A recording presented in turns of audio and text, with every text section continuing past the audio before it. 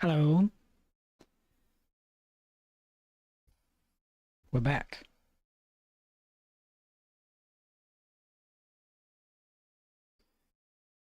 Now, I don't know what to work on today. I've been doing some bits and pieces on a few things. I want to sketch a couple of poses for like a character sheet. They don't need to be really polished, finished, rendered. Just like sketches to show some of the mannerisms and stuff she has. Flesh her out. And I was tweaking the pose of the lower body because it was kind of off.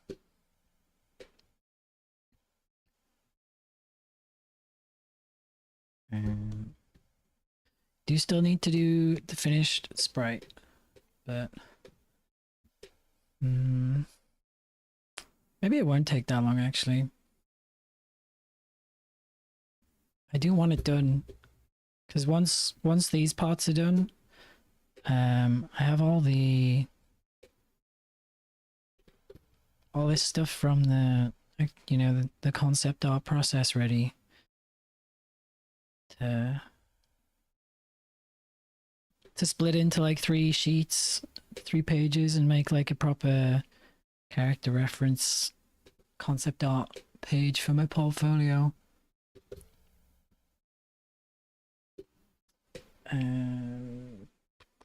What else was there? Kind of just doing character stuff at the moment, but I do want to work on the level design, although it's not so much the level design, just like the artwork for it. I want to take a different approach. I was making all these individual pieces that I could like stick together, which does work. But I want to just make the art side of it, just make some like nice finished looking stuff, get a much better sense of what the finished game should look like anyway.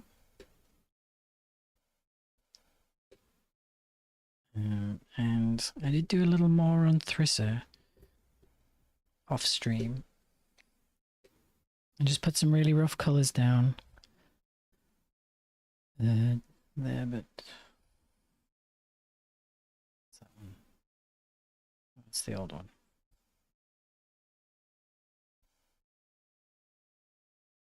See, part of me really likes how it looks as a rough sketch. And it'd be nice if that could make it into the game too.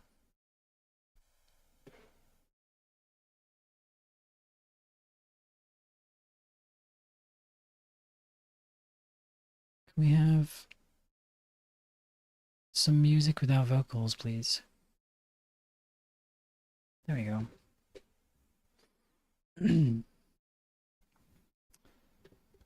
I was kind of umming and ahhing over the colors a bit, but I have already gone through a process for testing out her color scheme already, so I don't know if it's a good idea to change that again.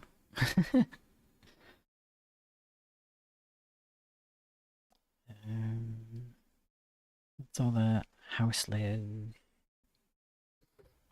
We have this little doohickey too.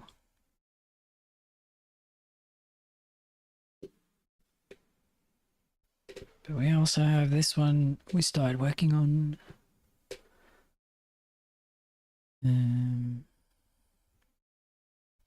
Now that I think about it, the book being black looks kind of bad. Because we can't see it. Oh, maybe just a faded grey actually. Let this work better.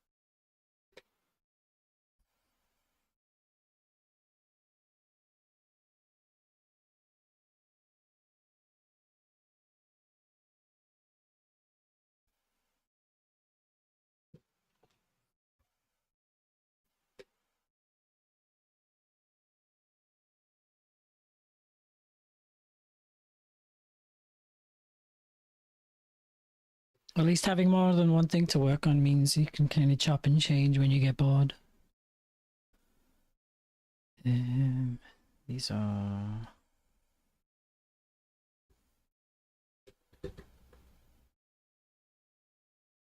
very thin lines.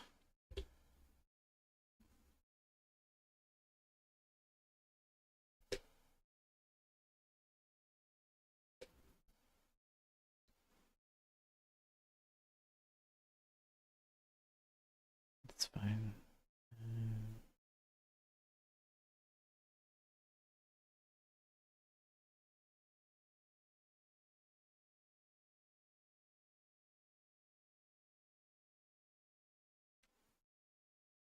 I want to make this layer darker.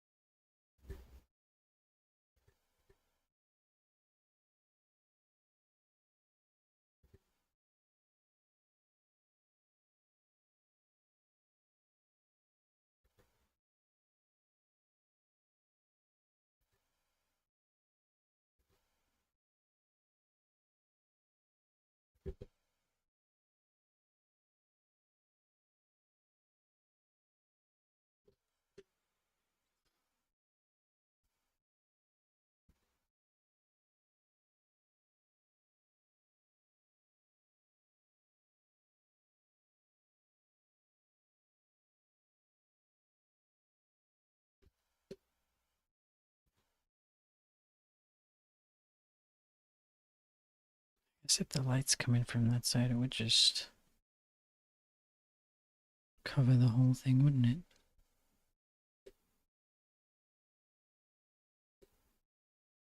I think we'll focus on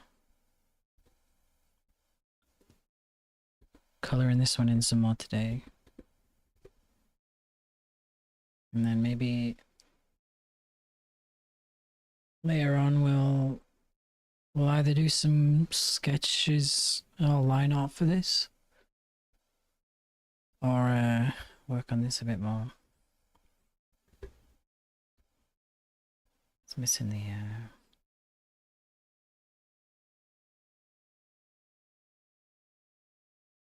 I do want to put those wings in.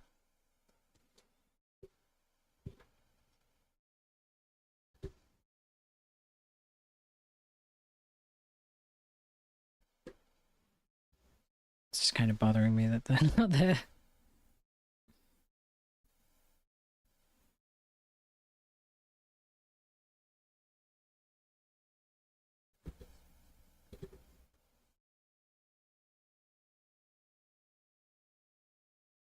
Like, that's one of my other tricks, is I just make sure I open the file.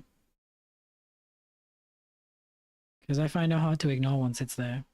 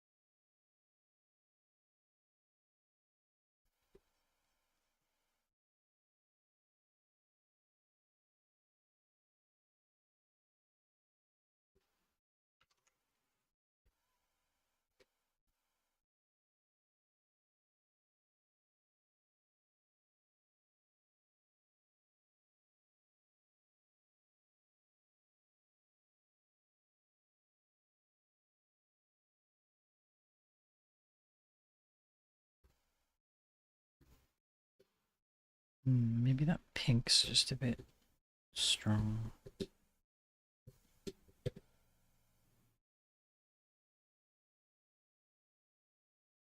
I really slapped these colors all down on like one layer without planning. I just wanted to like see how it looked.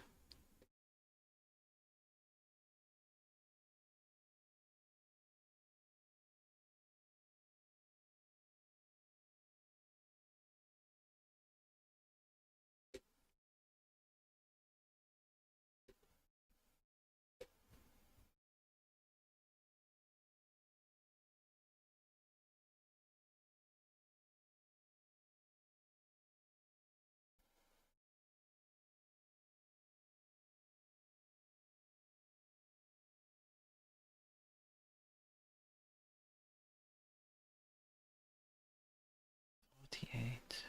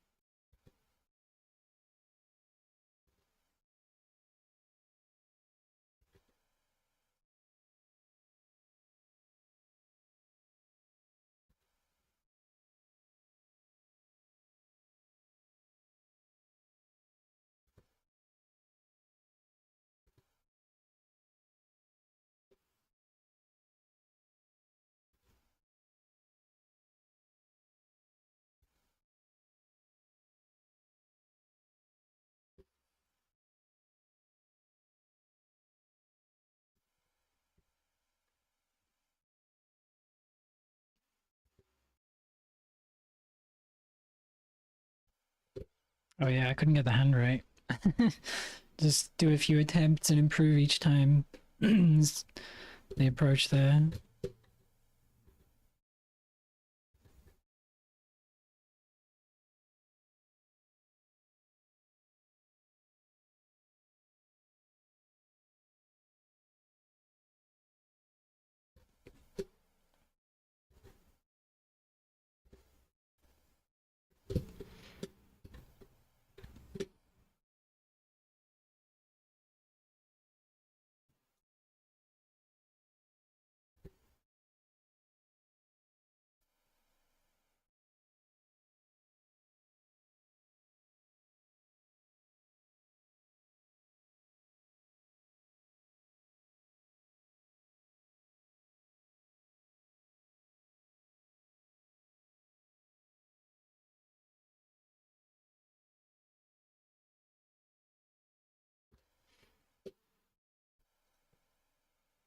Okay.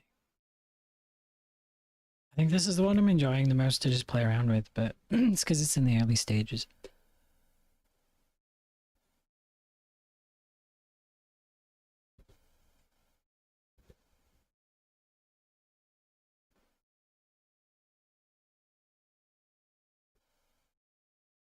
The hardest part is often finishing something. Um,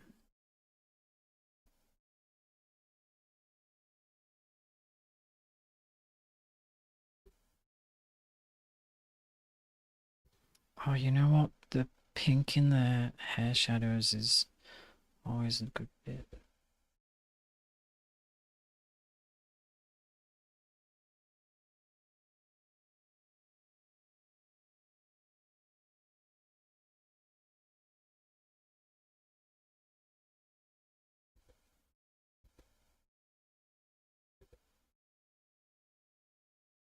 It's very anime. I think mixing the colors up like more what I want from these designs as well. That's that's what's bothering me about our Tanuki friend here. But I can introduce those colors later on in the process. Let's focus.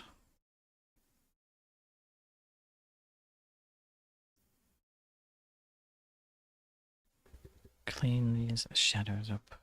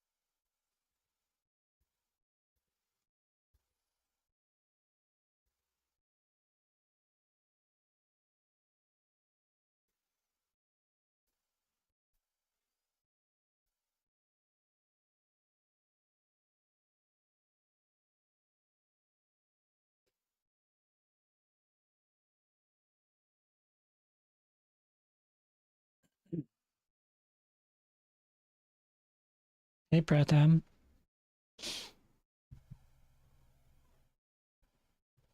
You're here. I was about to turn the music up.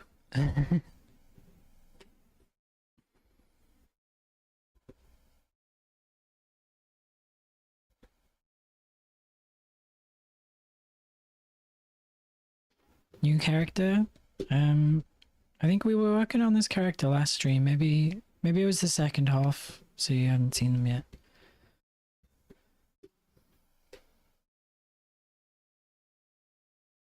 Is she a cleaning raccoon? Pretty close, yeah, she's a tanuki, but other than that, yeah, she's a park keeper. But she's not the most enthusiastic.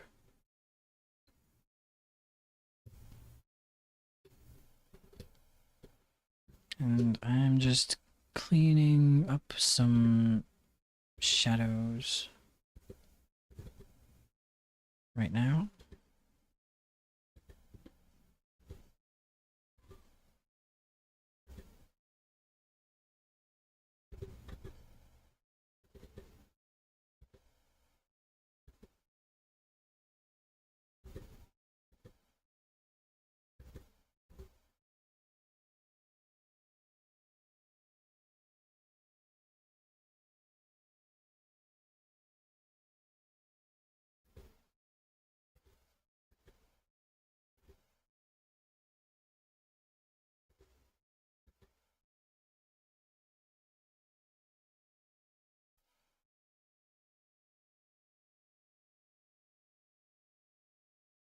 You traveling home last time?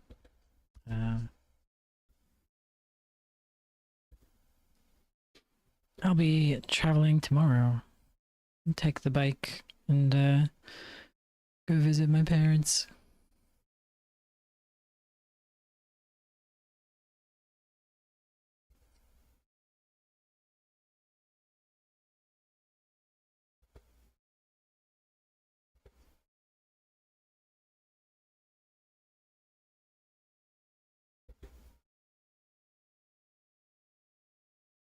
Wait, what am I doing? That's underneath.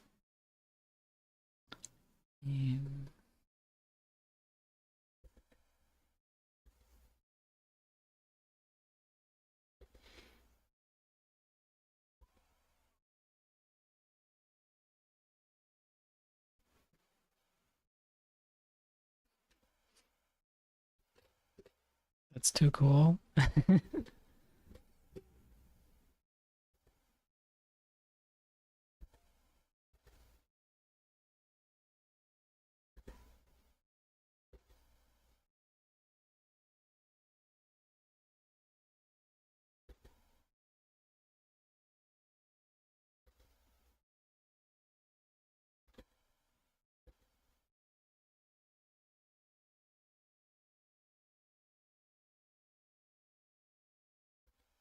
It is nice riding the bike, but some journeys are definitely better with a car as well. People think bikes are for like getting places fast. It's really not. You don't get anywhere faster on a bike. You take the bike for like the enjoyment of the ride. And getting all the bike gear on before you set off takes just as much time as it does to, get in the car and go. Or rather, it takes longer to get ready for a bike ride. So you don't really save the time the way people think.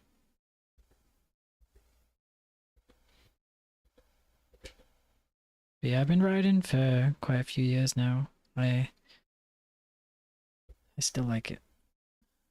It's just finding the right time and weather to go out for those rides and finding new places to go. Like you tend to go out and explore on the bike, so you want to like find new routes and roads and things. So, but I feel like I've covered a lot of ground where I live at the moment. I've been here a long time.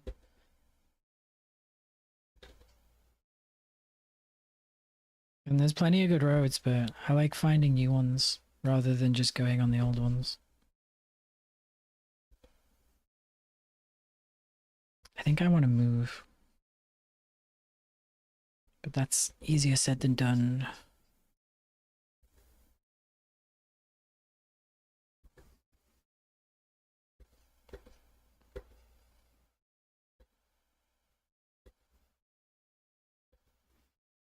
Mm.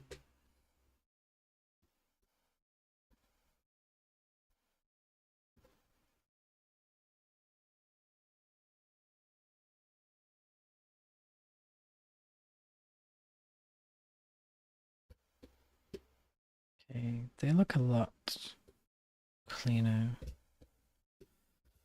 Except this, I feel like that would be this kind of shape.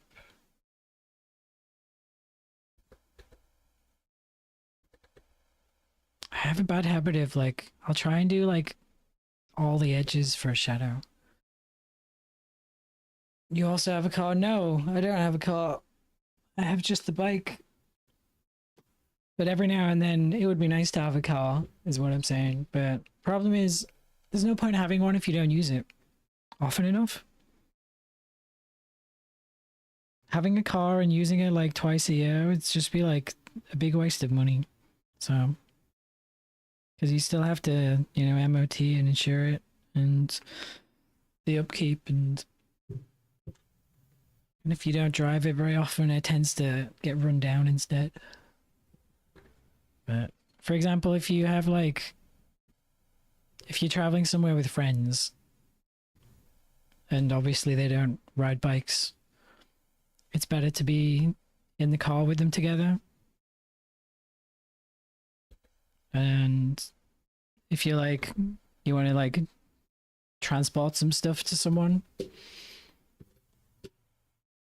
you can do small things on a bike, but transporting bigger things is kind of awkward. Maybe not so bad if you have panniers and a top box, but that's more stuff you have to buy for the bike as well.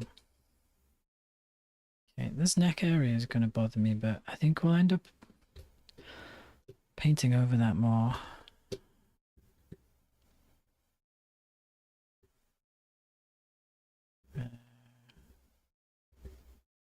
That's maybe a bit more of a curve.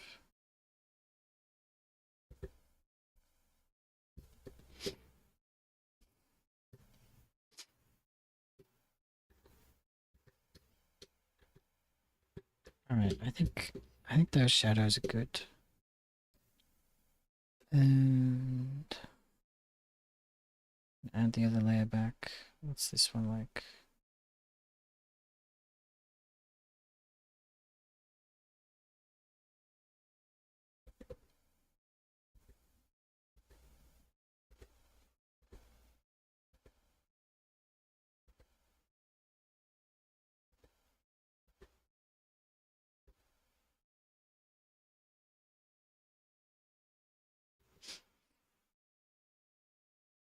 Both should be similar in many things, so travel will be more fun. Yeah, I would. I mean, I've done it before where a few of my friends are in a car together and I take the bike and we'll go different routes because I want to find all the good routes to take the motorbike on and they want to take the fastest route on the motorway. So, and then you just meet up when you get there and it kind of works. But you're still just riding on your own then.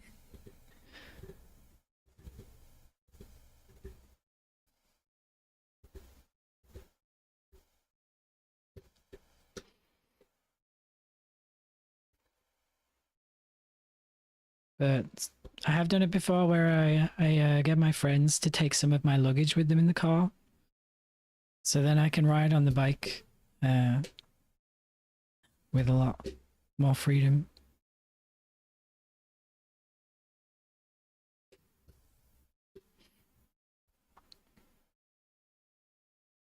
I think little pointy teeths will look good. Yeah, It's not a bad shout. I just kind of slapped in some default teeth.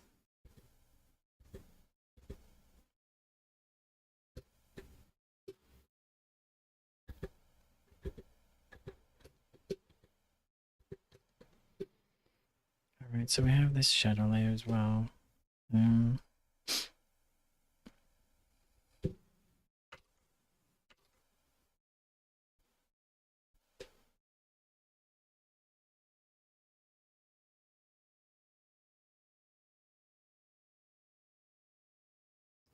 Do you feel like we could push these colors maybe? No, I went too far with it last time. This example on the right, I kind of like, but it definitely pushed some of the colors too far in the wrong way. But we can do more.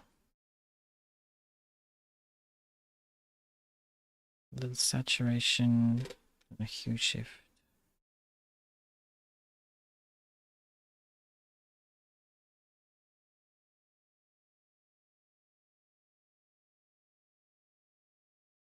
That's better. And maybe change the hair color.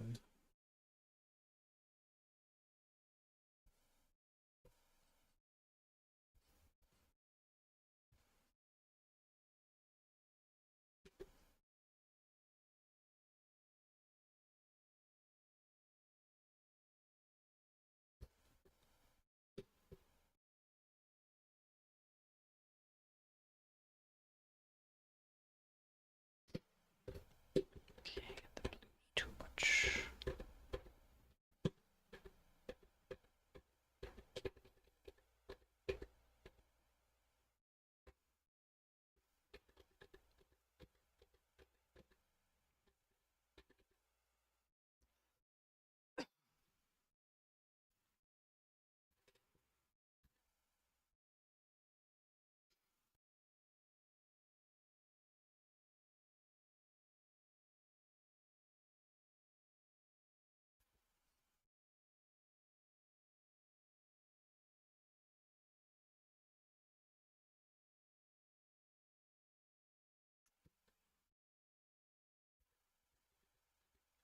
Can just do this actually. I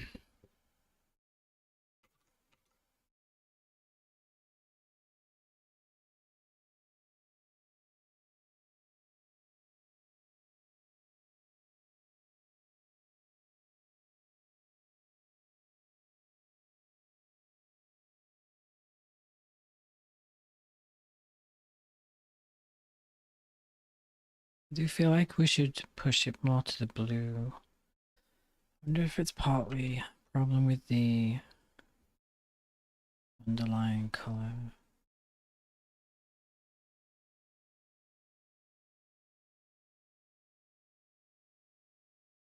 We take the underlying color more into blue.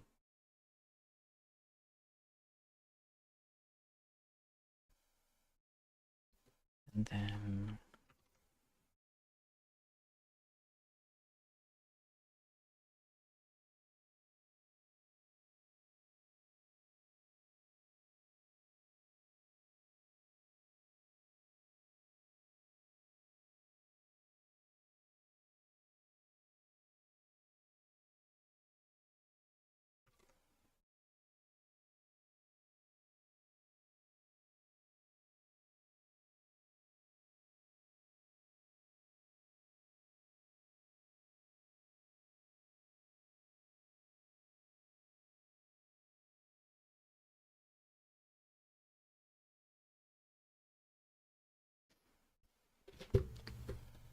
I think that works better.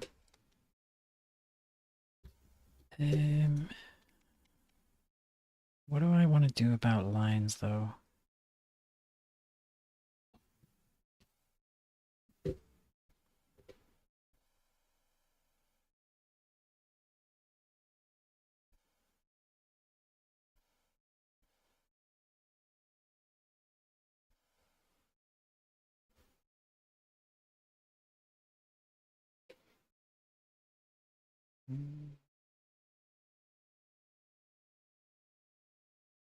Okay, the process for this one was a bit messy.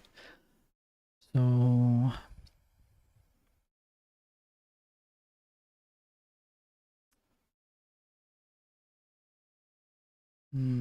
I think we do just paint over it for now. Some of these shadows are wrong though. That's what we're changing.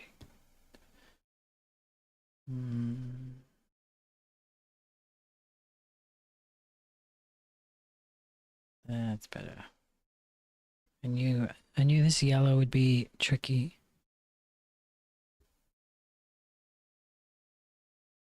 Hey Sky Master, how's it going?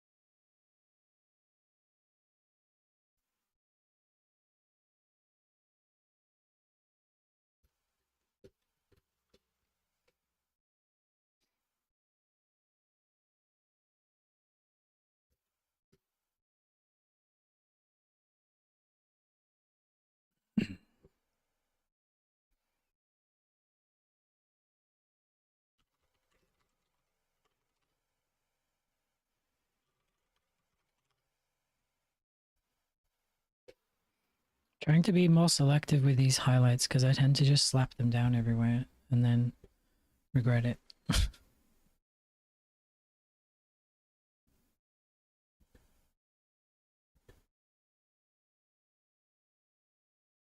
do think I can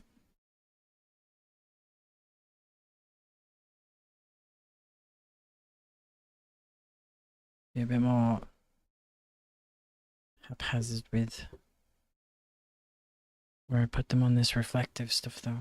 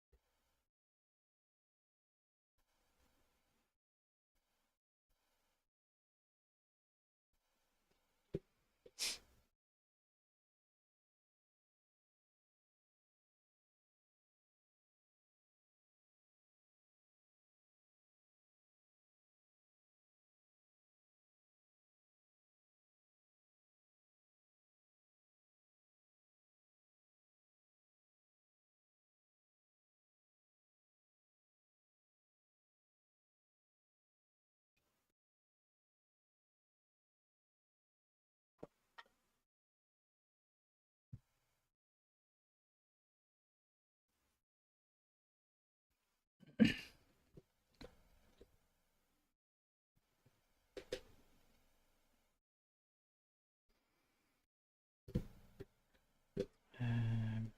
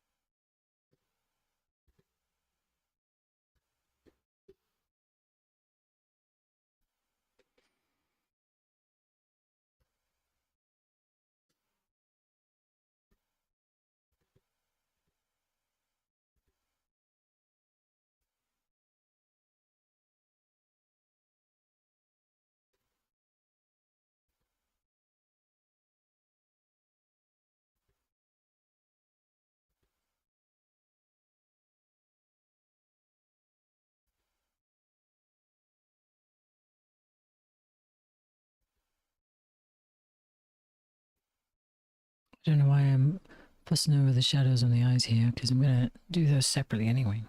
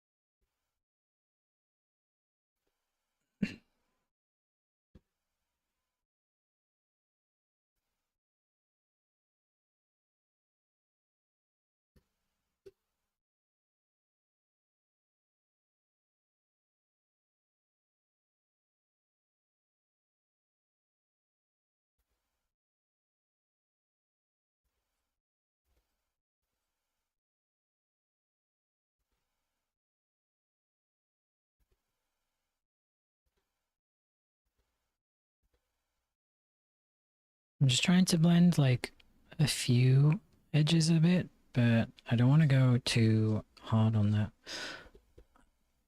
Otherwise, I'll end up making it too smooshy and soft. Oh well, guess the light should go all the way up to that edge there, right? You know, I realized the problem with that shadow is it's not following our rule of 80-20.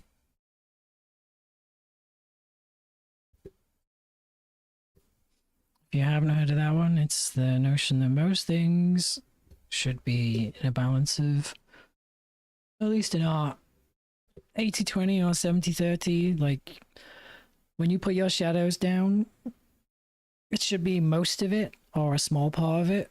But if it's exactly half, it's like bad design is the short answer. You want if your shadows and lights are too even, then everything looks kind of the same, and there's no like visual interest in it.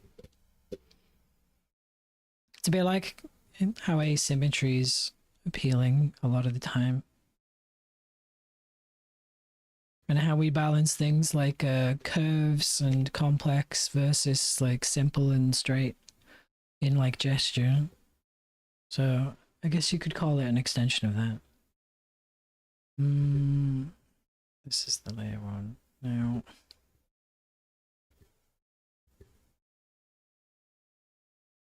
we can soften some of these, but I don't know if that really is the right call. Maybe it is.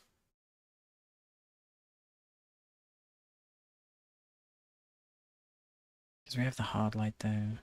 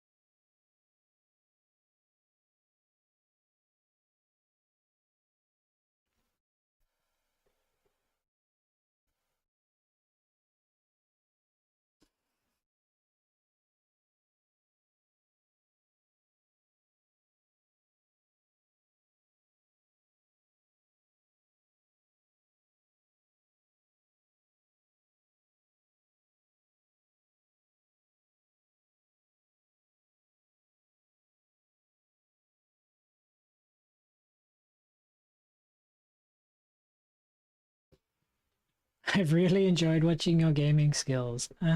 Sure you have. I also have a few tips and insights that might be helpful. Feel free to connect on Discord. Do these work on anyone? Maybe you guys can't see the message. It's a first time chat on my screen though.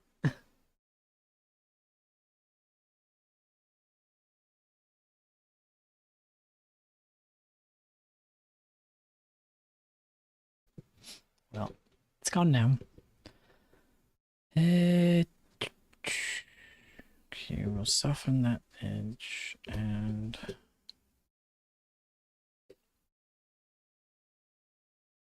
the hat looks really weird now. I'm not sure what I've done wrong there. You know what? Pretty sure it's just the top shadow is too strong.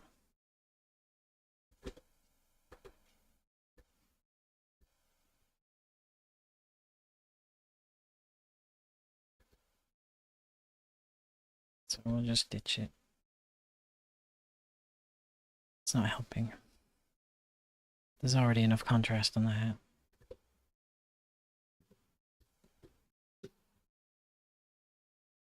I still might change the eye color. The blue's not bad though. It's. I originally gave her red, but I realized we also have red on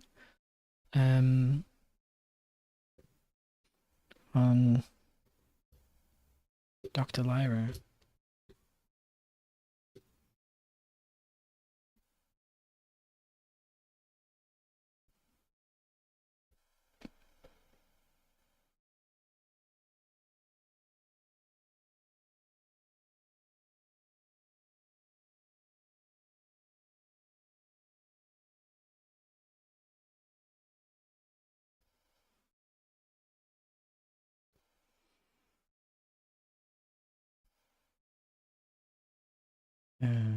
The red goes with.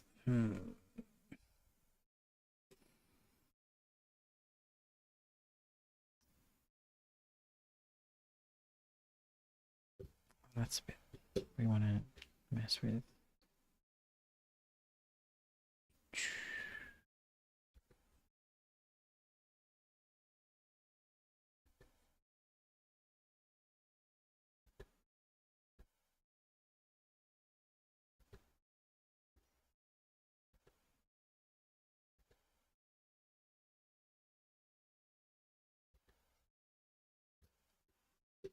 Now we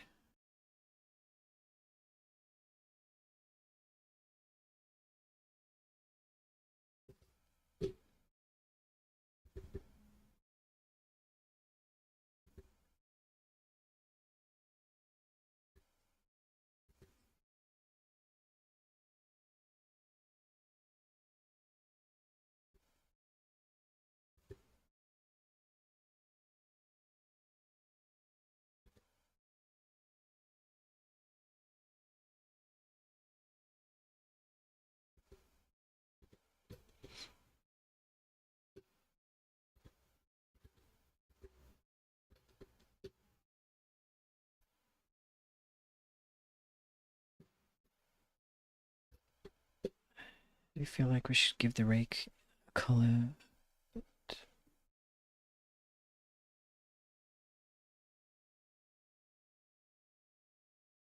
The rake could be. If we make the rake green as well, it's gonna look weird. The red might be better. Or orange.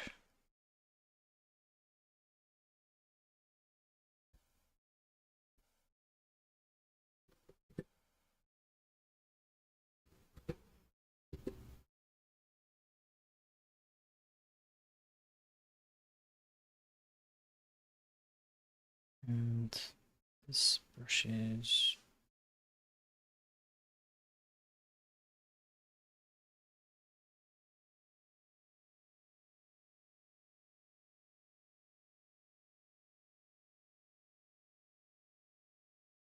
Brown.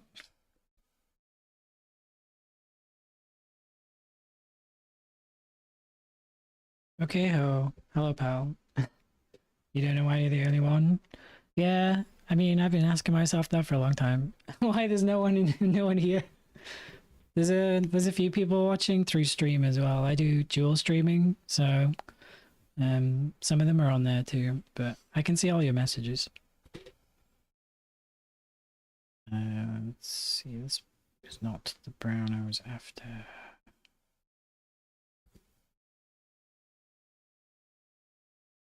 It's more of a yellowy light brown, isn't it? Yeah.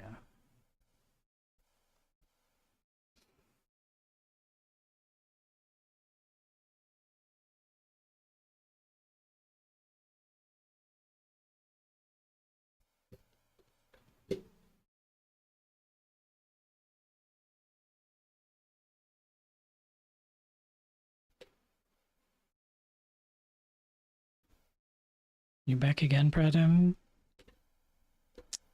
I hope you saw your internet out. one day.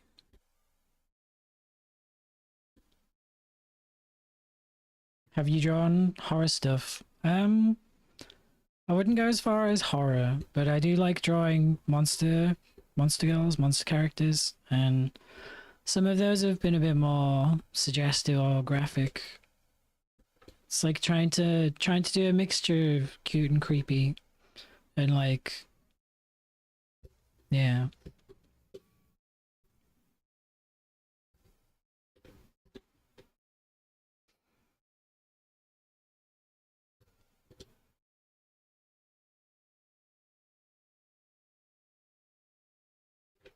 But I haven't really done full on horror.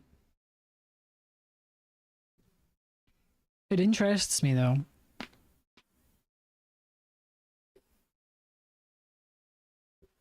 I guess it depends on the type of horror. I'm maybe not too keen on body horror type stuff, but things with a bit of things with a creepy vibe and like the blood side of things is fine.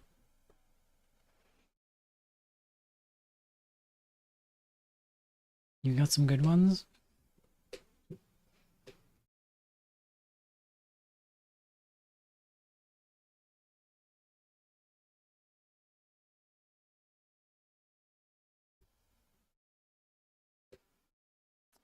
Um,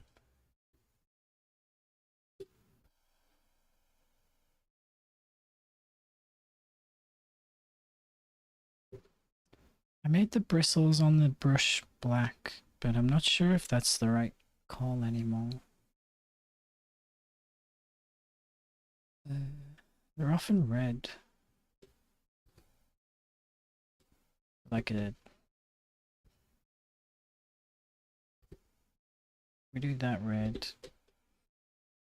And that could be...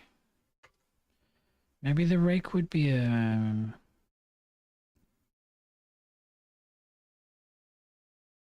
blue. I feel like that could be better.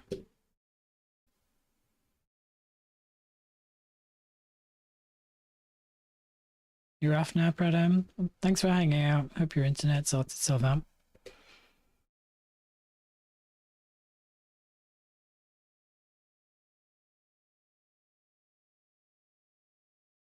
I'll have to experiment with the colors for the rake and the...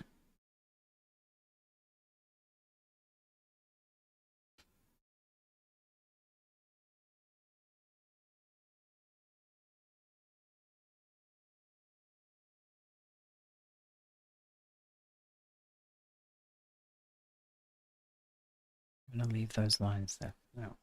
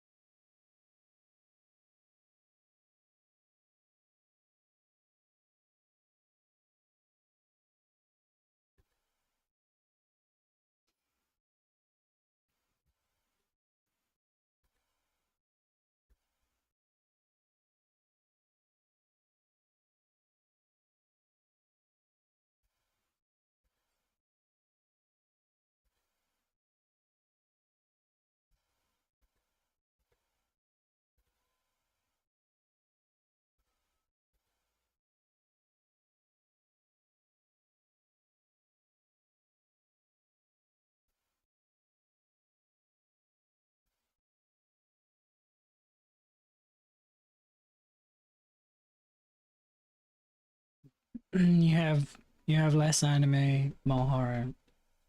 Are the two exclusive?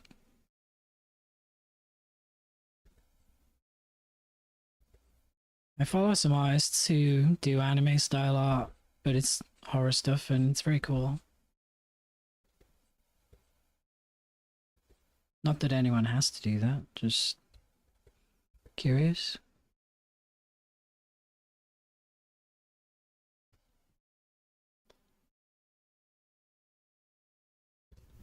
Okay, the rake looks a bit better there. And the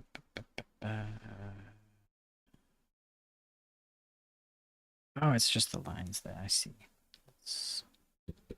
Do, do, do, do.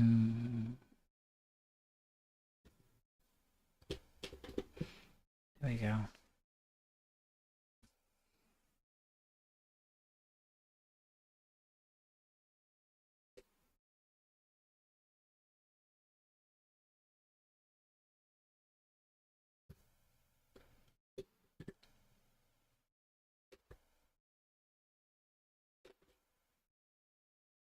Let's do this just to make it a bit more convincing.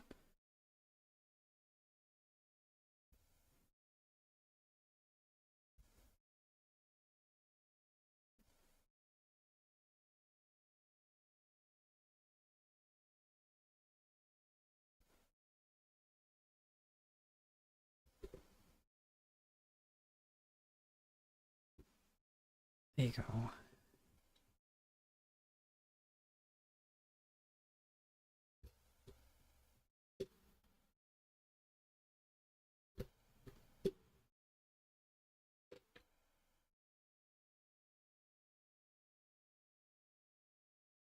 The rake's pretty rough for now because I wasn't sure if we'll keep it in the end, but I feel like this round style of rake's gonna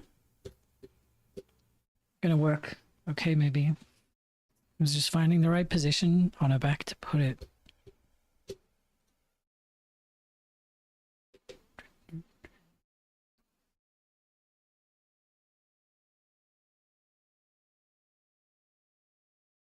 And put a quick shadow on it too.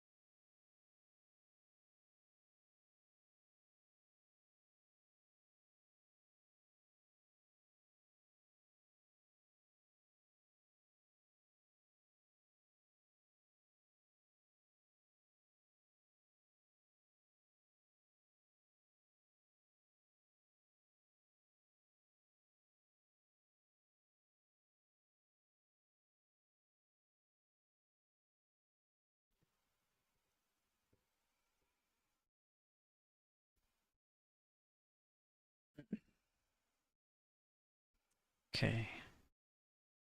Oh.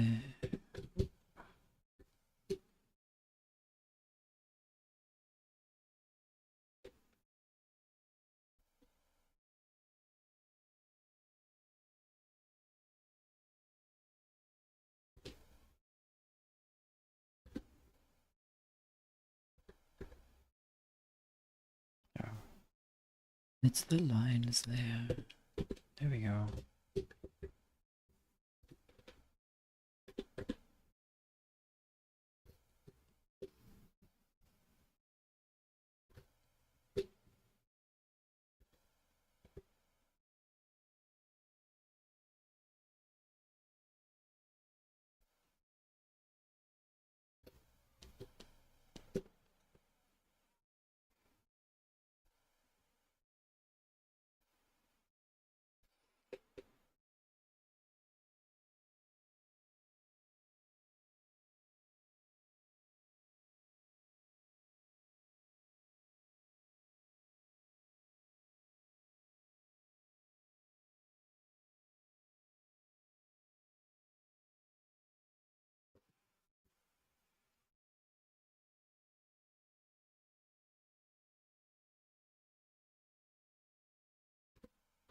I think this is the point where we can put some color on the lines.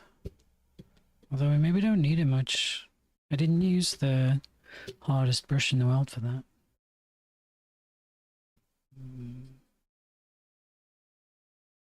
It does help some things.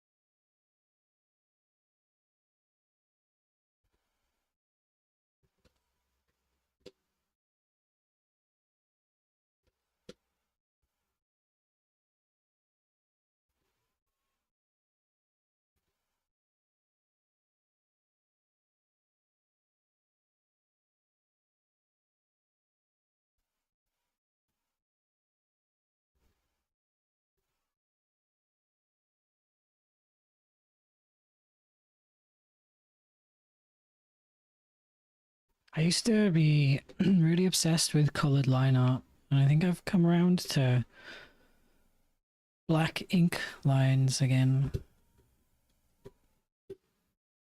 But I like coloring them at this stage and then picking which parts to put the colors back, I mean the ink back on.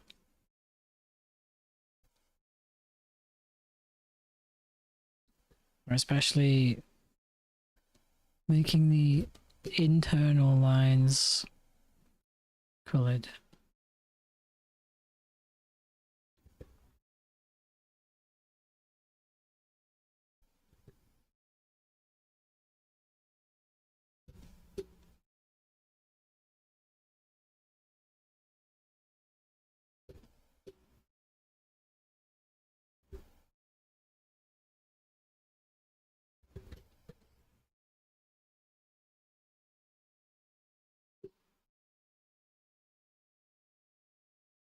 Oh, we haven't done the nails still. Um, claws, sorry. She didn't have them in the small sprite version, but she does have them in the close-up. So I think they'd be black, right? Let's do a quick search.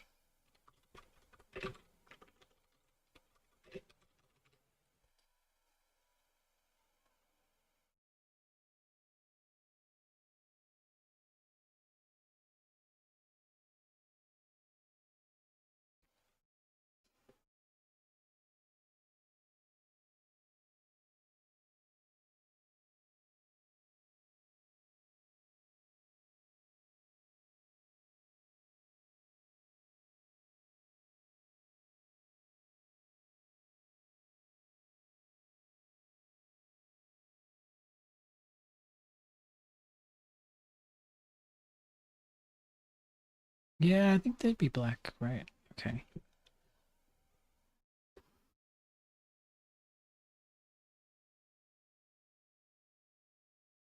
I do also feel like this is somehow the wrong color. Put a little blue in it, maybe.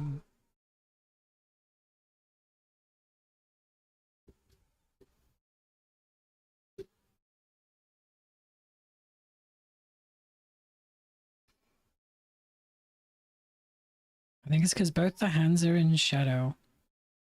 I feel like it's gonna mess it up when I put the claws over it.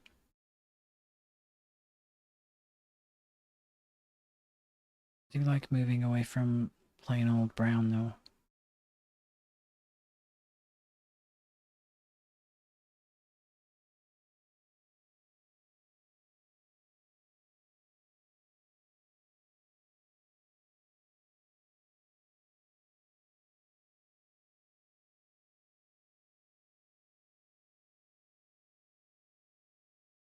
Do this.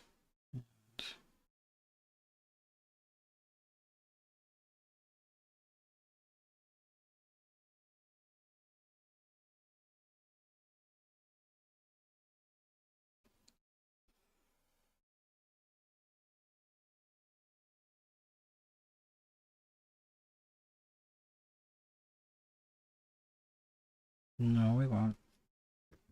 We'll tweak that at the end, I think, instead.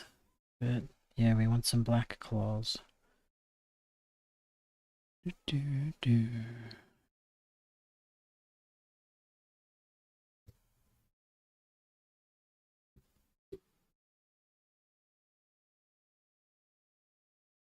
I want this, but less saturated. And blue.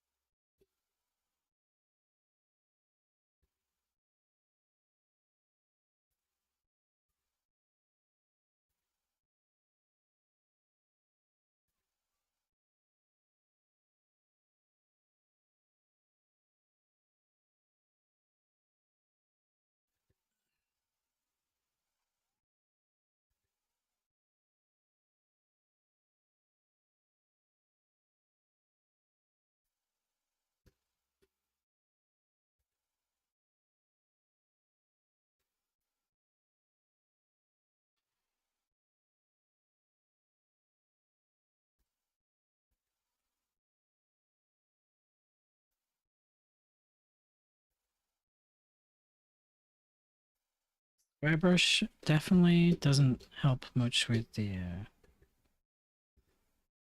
yeah. I guess it stops me being too precious with it though. Okay. Put a bit of yellow on.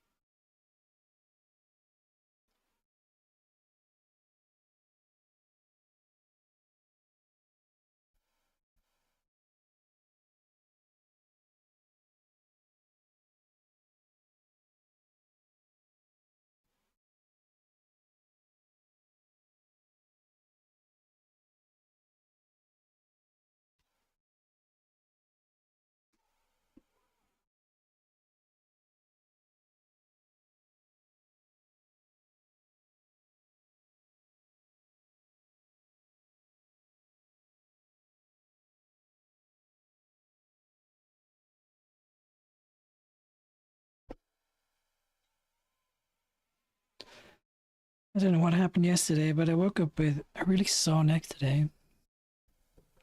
I didn't strain it from doing anything, but maybe I just slept on it funny.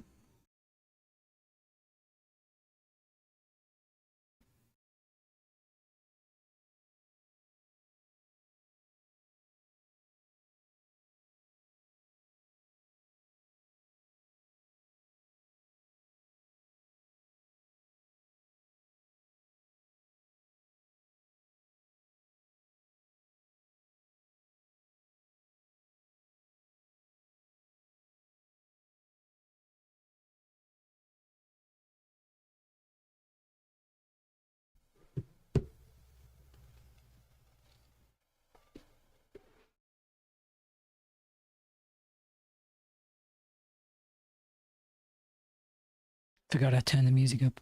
There we go. Quite fond of the tired look.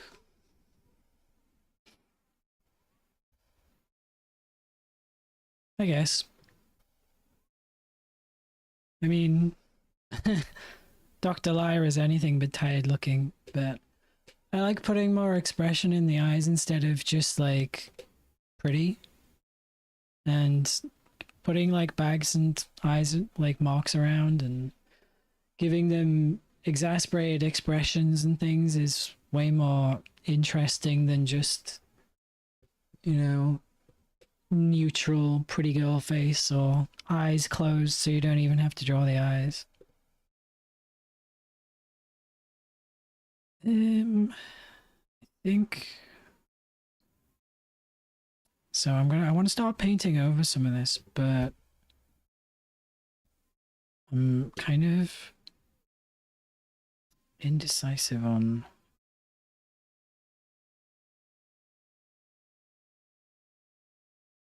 what to paint over. So we'll go with the square brush for now.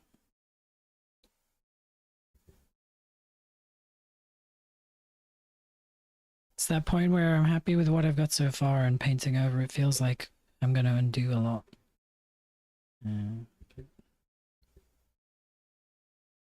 The joy of digital is I can do this and not ruin anything anyway.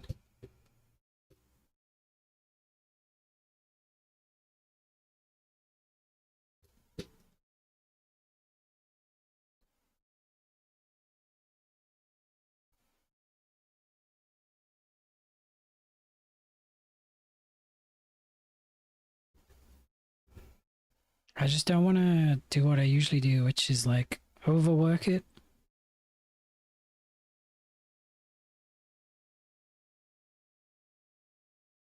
Oh, we do need to change out the face bit though.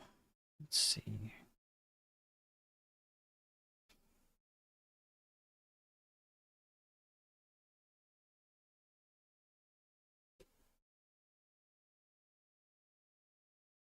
Hmm. Well, that was it.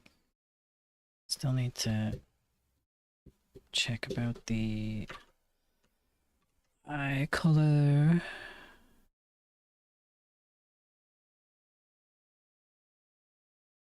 Still feel like the red kind of fits, but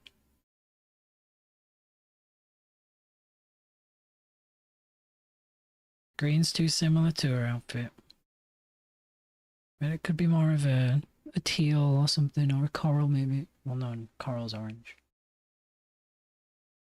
Hmm.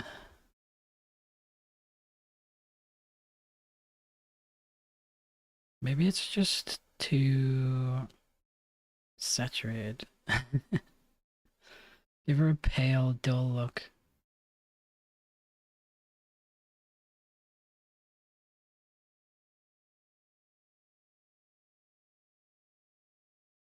Hmm.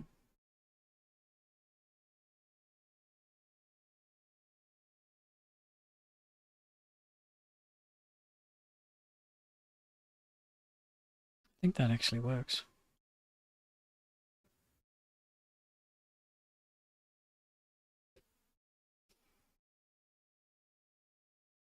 We'll go with that for now. But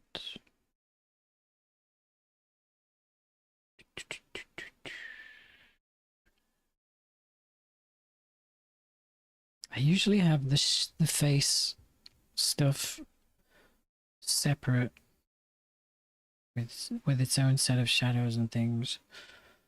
Hmm.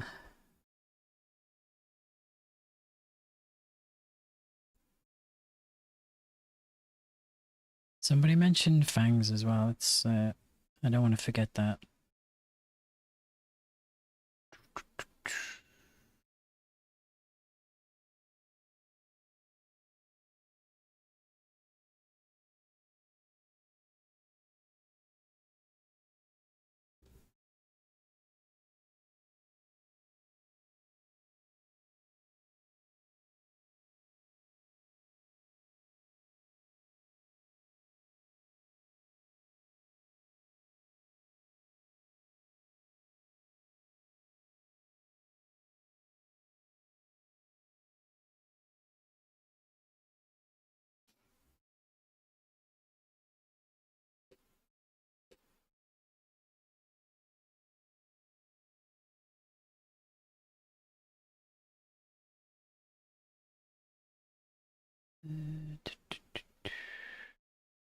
Okay. How do I normally go about this?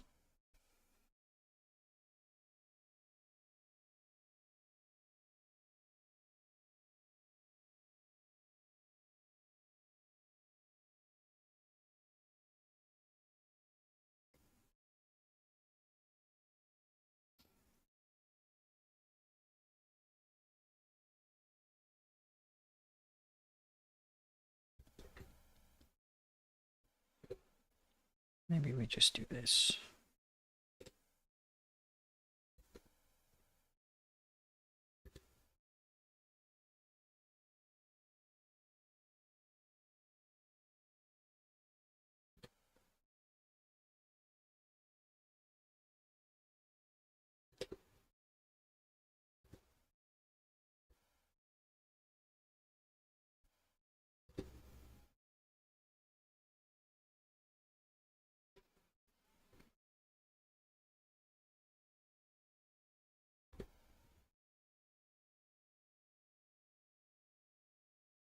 I do like to keep the face separate, so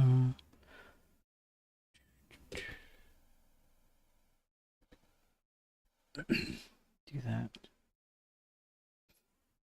And then we have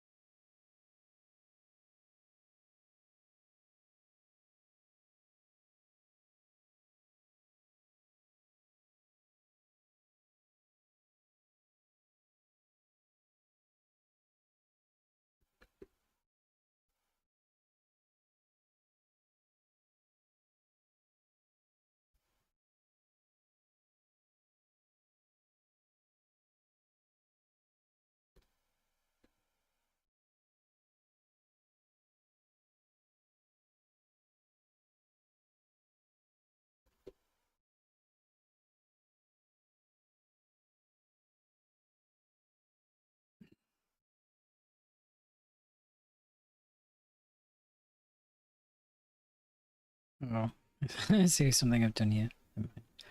That's fine. That layer's too much. And change the color of you a bit.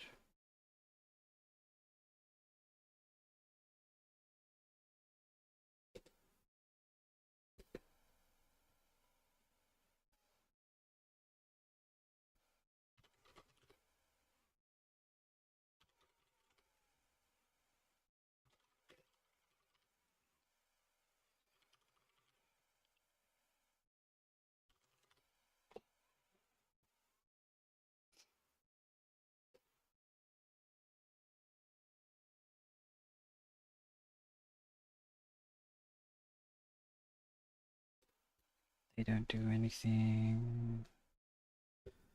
That's lashes and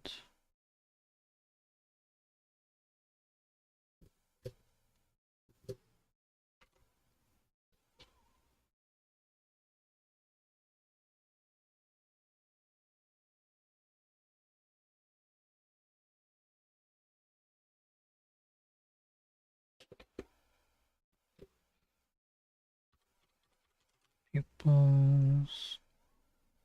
You can't see the layers, but I copy pasted all the shadow and highlight layers and clipped them to each piece of the face and cut it out from the main layers. So I can tweak the face separately.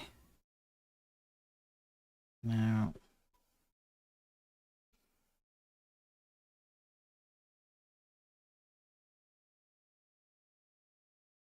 these two layers don't do anything. That one's too strong. Color on that's too much.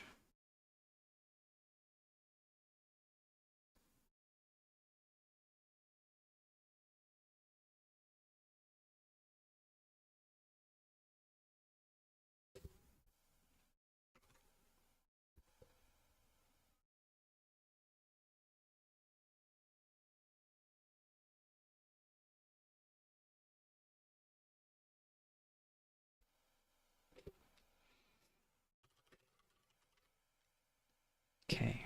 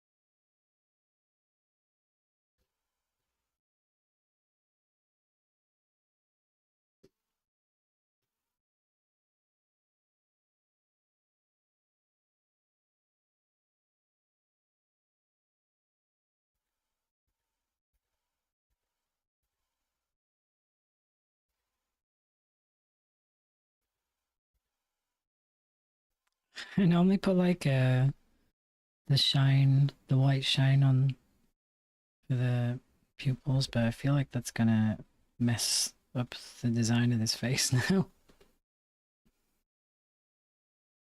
Should definitely be on the nose though.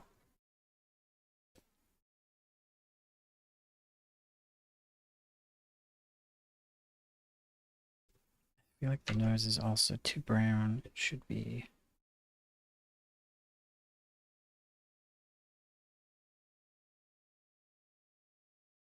more like that.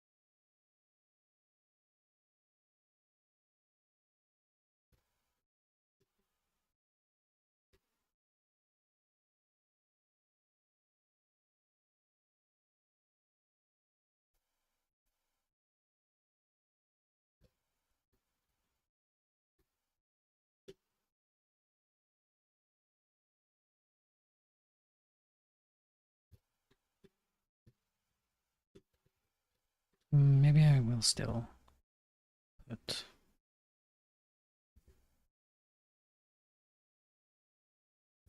the whites in.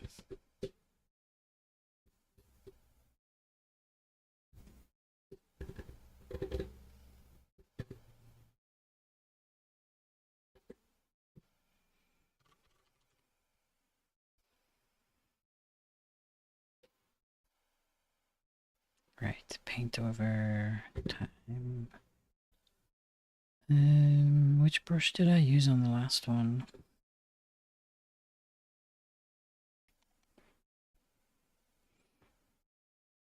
I tried out quite a few different brushes on this one, and there was too many because I couldn't find one that was working for me. The square one's good. Oh, maybe it was just the darker pencil.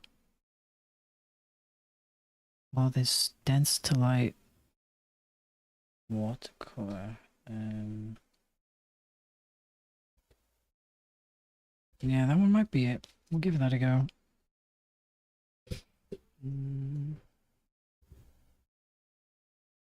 Is this going to be another one of those that's great, big, but rubbish as a small brush, though? You know what? Screw it. That's a finishing touches brush for texture.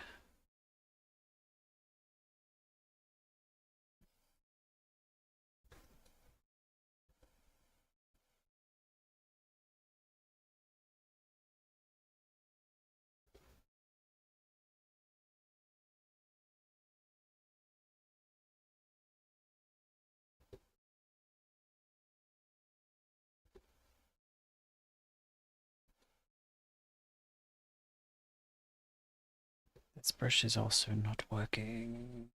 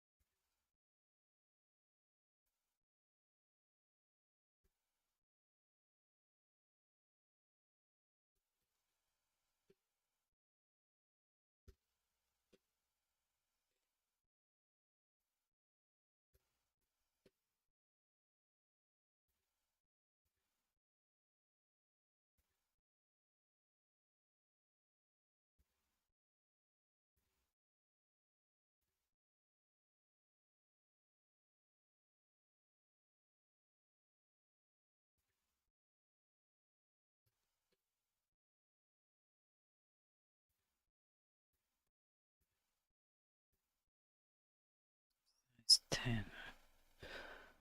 To remember that.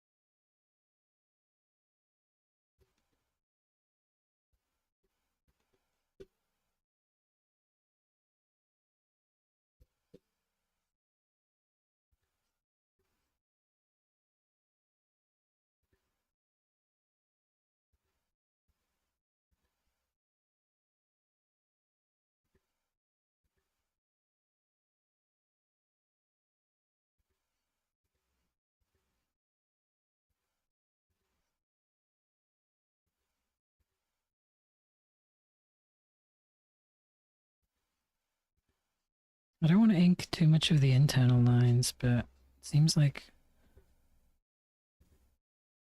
a few areas benefit from using it to separate them out.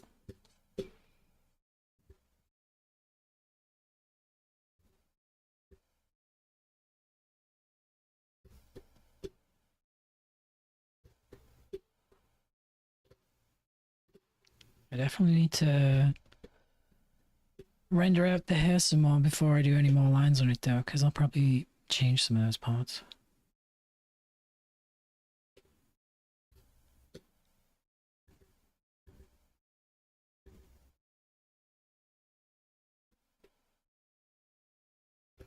And I kind of don't want to put an outline on the vest.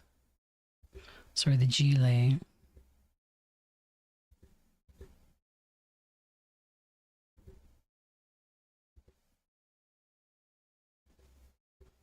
Don't know. Maybe it works.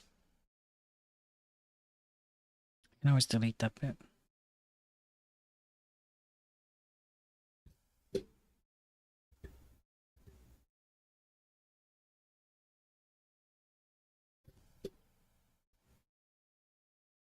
This goes against so many of my, so much of my intuition about colored line art.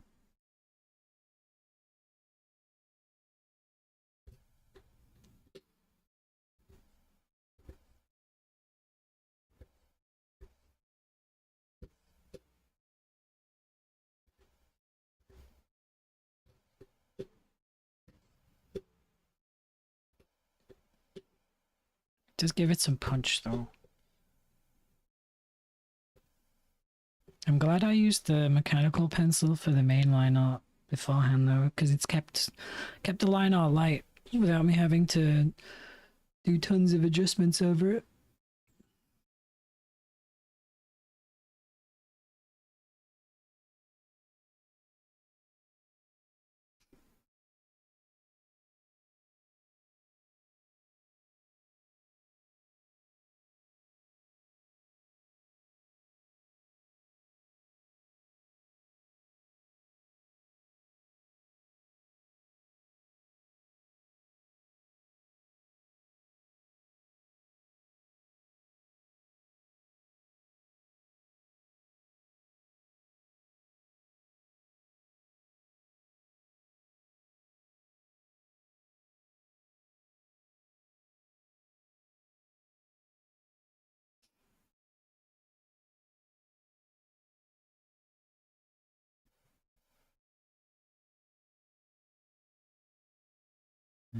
Put the eye whites there and there.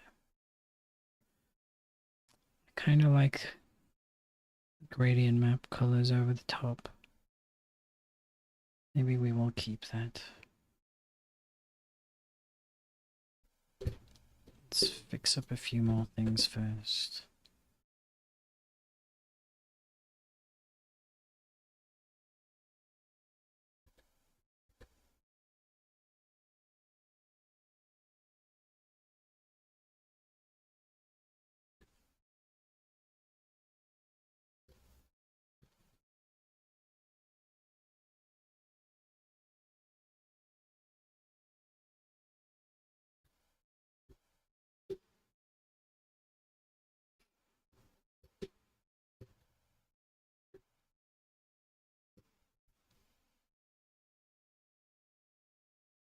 just gonna have a quick break. Uh,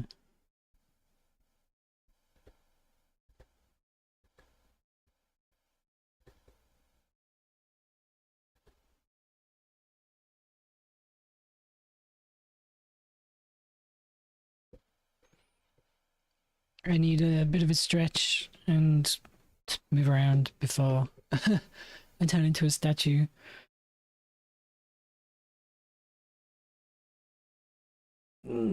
Probably just be 5 minutes. Maybe get a snack.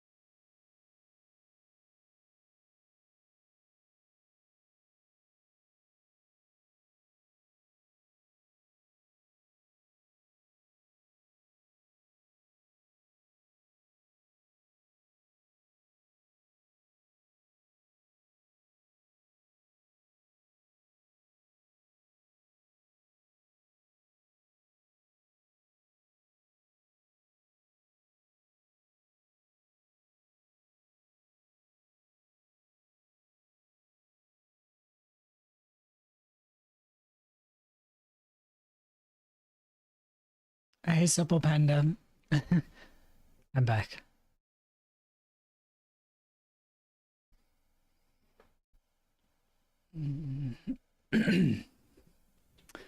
Where were we? Oh, we should mask that.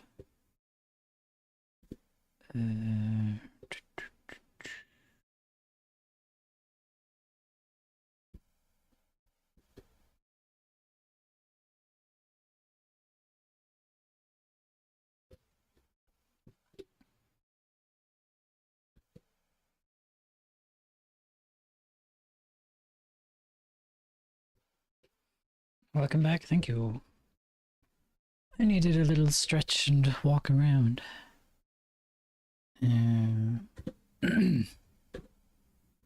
Right, do this.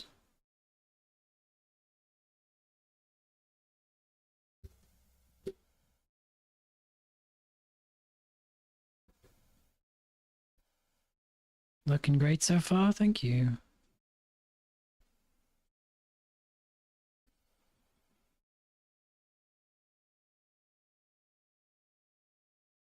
I'm a little rusty, I feel like, and I'm trying to get a certain look, which has meant some trial and error. So I have to keep pausing and having a good think about what I'm doing.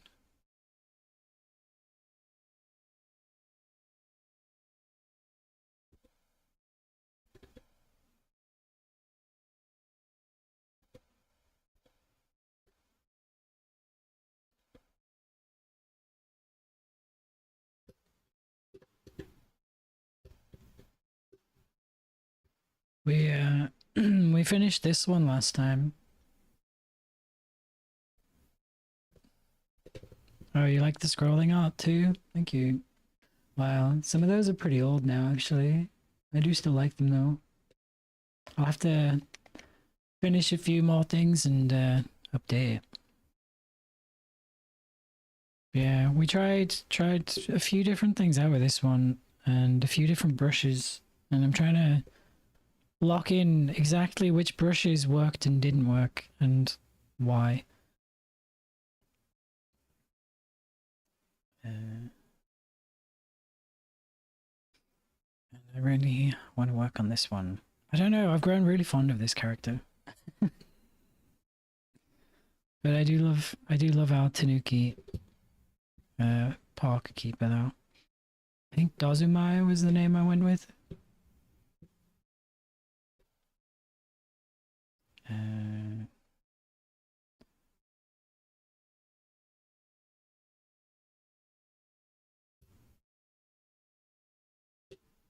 Do we have masks? Okay, that's fine.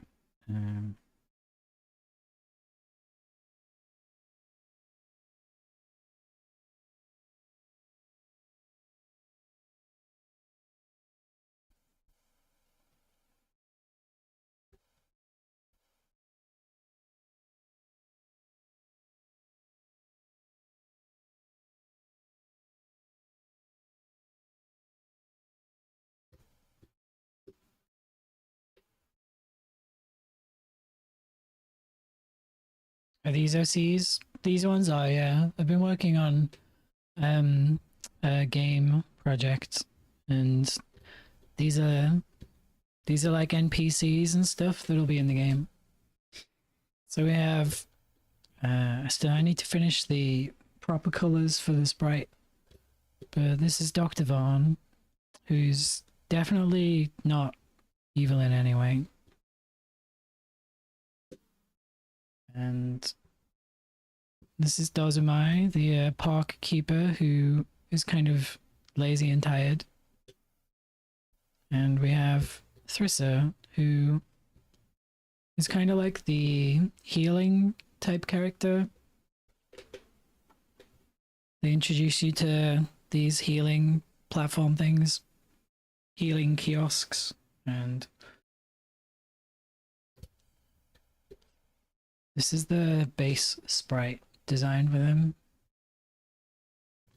But we might make some adjustments to that after I started sketching the sketching out some poses and ideas, and the idea is these bigger ones would be like the portraits you see in the game as like the dialogue cutscenes. And at the moment we've been working on Dozumai. So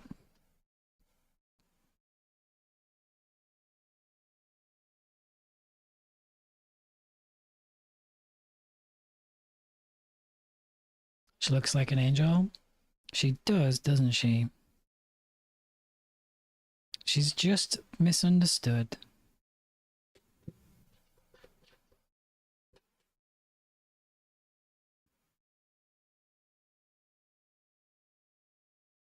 I want to do a couple of sketches of her to flesh out a like finished character sheet. So kind of like a ping tube thing. Yeah, kind of. I think the ultimate goal would be to definitely have a variety of like expressions and poses in the portraits when the dialogue's playing. But I don't want the dialogue to be too lengthy because it's meant to be more of a platformer game, like a Metroidvania, rather than like an RPG. Like it wouldn't be too dialogue heavy. But I feel like my strength lies in the character portraits, and it's something I enjoy doing. So it'd be nice to give them some nice extras. Let me turn off that gradient map again. Yeah, maybe we can have a better gradient map actually.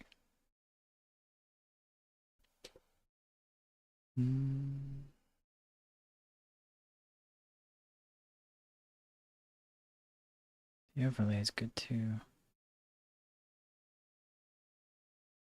Actually, yeah, the overlay is good. But we'll leave that for later. And painter. Whoops, we can take that away. Sorry for all the questions. No, questions are welcome. It's all good.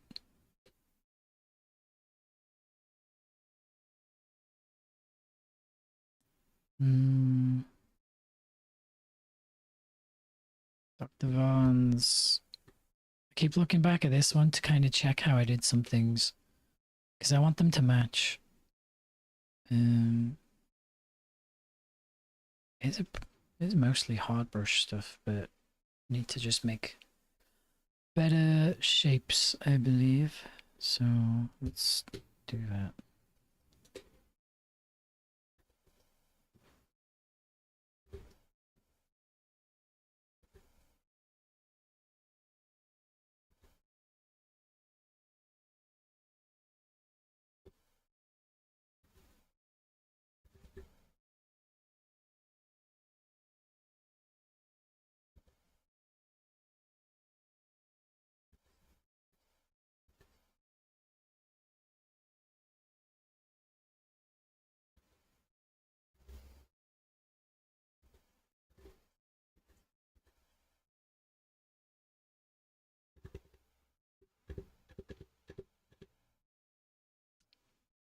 Maybe we'll paint over it with a different brush first, and then switch to the hard brush. Oh, I know what I'm missing. I feel like I'm losing it today. We need to put an extra layer over the hair.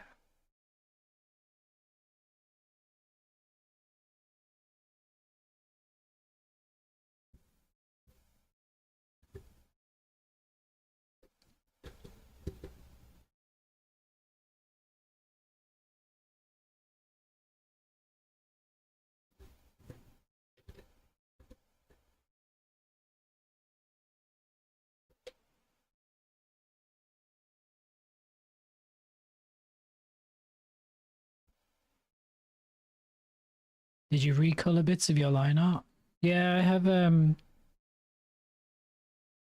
I have a layer clipped on top of my line art group where I've painted over, and then I have another layer here where so if I turn both those off, it's like the baselines. They don't really have much line weight or anything, they're just kind of clean. And then I've colored a bunch, and then the idea is by the end I'll have like a bit of an ink outline, but colored lines in other places. It's a bit of a mix.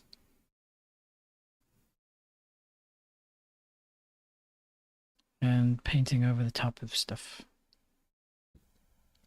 Let's turn that off for a sec. And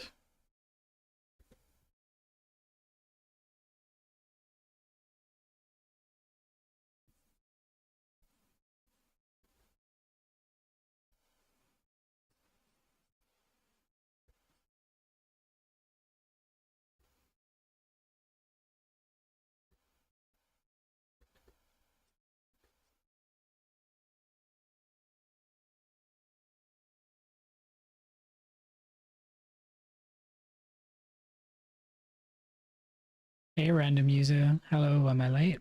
No, you're not late. I'll be here for a while longer.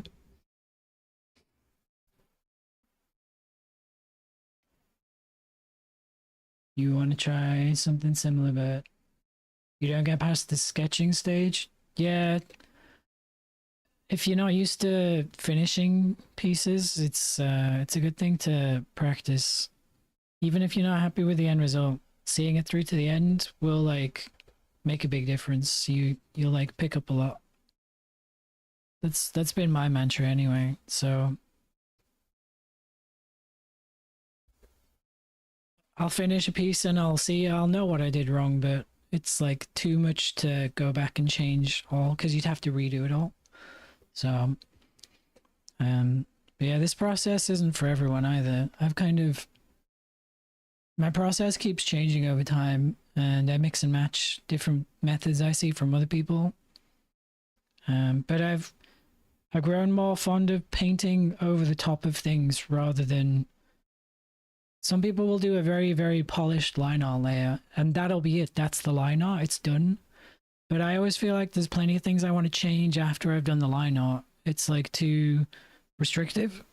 so after I've done lines and put the main colors in, I used to flatten that down and then paint on it, but instead I just leave that in a group, like a folder, and I'll paint on top of that.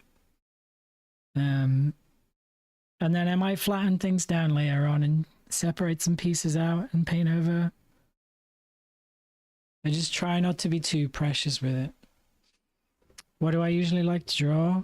I would have to say I do like drawing characters, and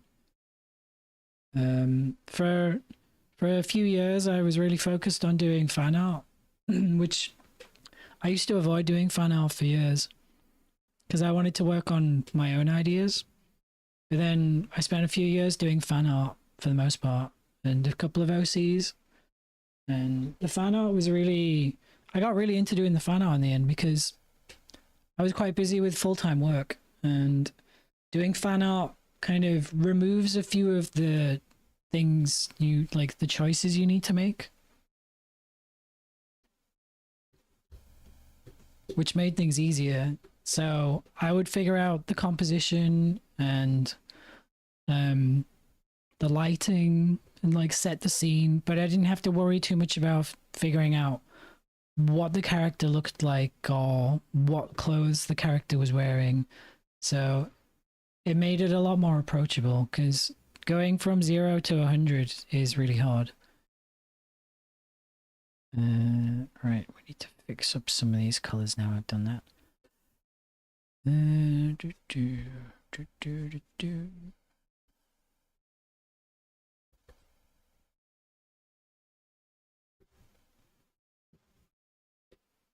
Also, you can see some of my illustrations on the right, random user, in the box above my mini-me.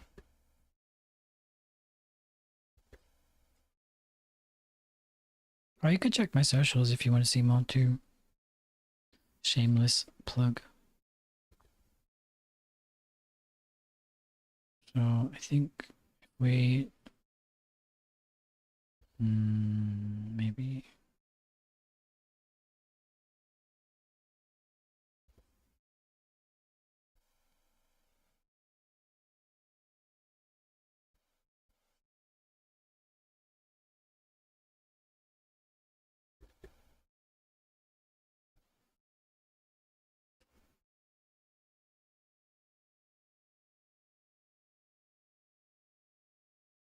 you started this year doing art studies. There's so much good material out there to teach you how to study now. It's really good.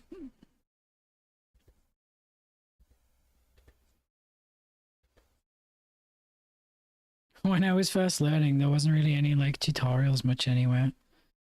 Or I guess I didn't know anyone else who was doing the same stuff either. So there was nobody to tell me like, hey, try this book or that book. They were just like as ignorant as me, I guess. You doing a Digimon fan art? That's cool. Actually, I have a friend who's been doing Digimon fan art too.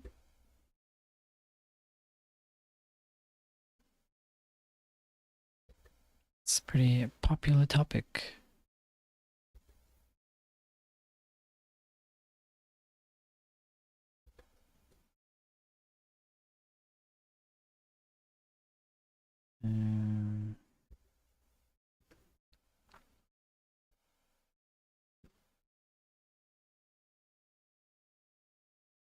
Do you find it relatable?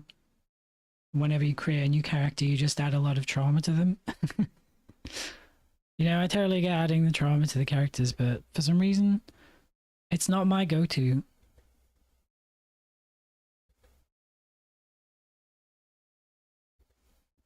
I think...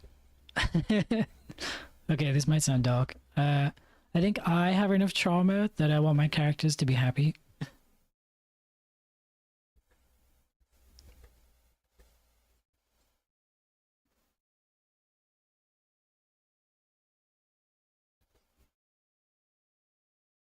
So I do like doing tired characters though. Someone else pointed that out before. I think tired characters are just a fun trope, but they're probably one of the most relatable things you can do. At least as you get older. If you're like in your teens or early 20s, you probably like don't relate. But then when you get to your 30s or something, doing tired characters, everyone's like, that's me.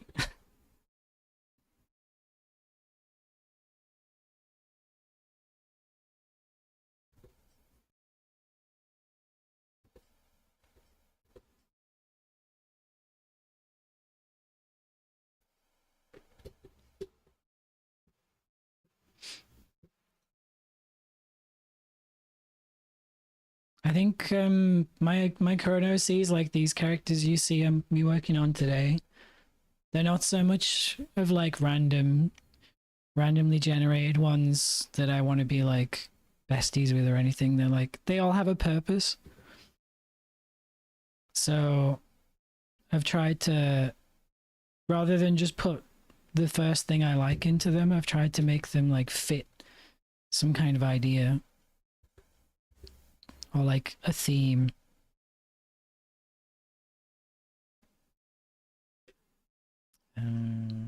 Maybe this fits the problem here.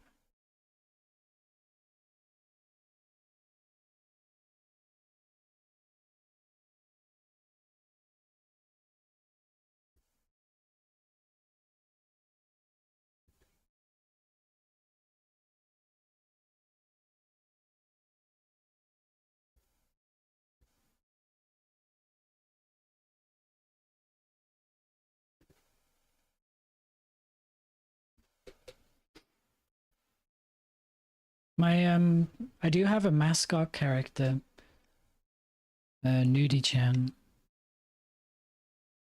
I actually haven't drawn her in a while because I've been working on a game for the last like 4 months, and I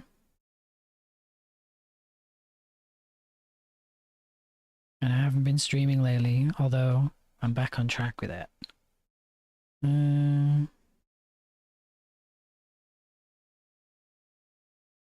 Here she is. There you go.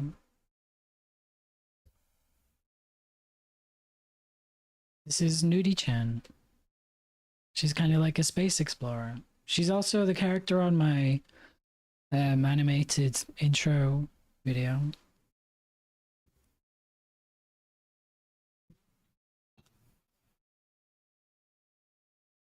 You gave your priest trauma from experiencing stuff from the game they're inspired from. That's kind of a nice meta thing.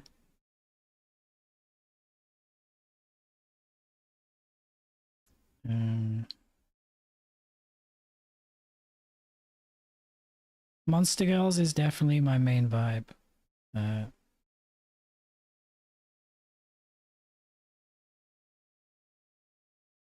yeah, it's Nudie-chan.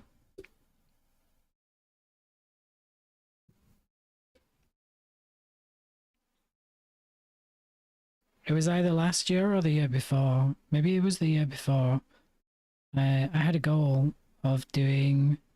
I was doing my other illustrations, but on top of that, I wanted to have at least one illustration of Nudie-chan every month. Like, just having one OC like as your main mascot. It's kind of nice because you just sort of experiment with them. Every time you've got some idea, like, oh, maybe an outfit you want to draw, you just like, hey, I have an OC, I can give them the outfit and see how it looks.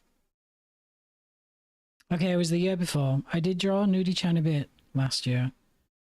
But it was 2023. Wow.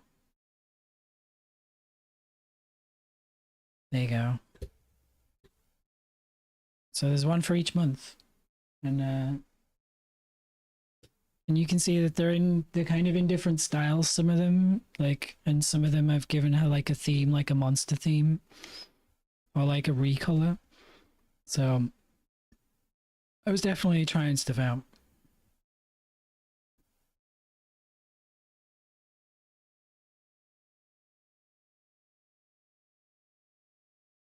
She's a sea slug monster girl.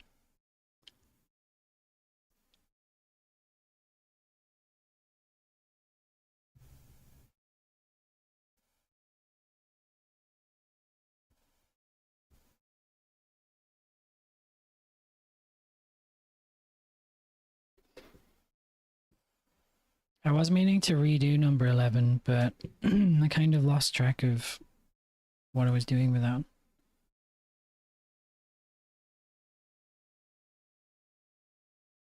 Yeah. And back to our Tanuki. Mm.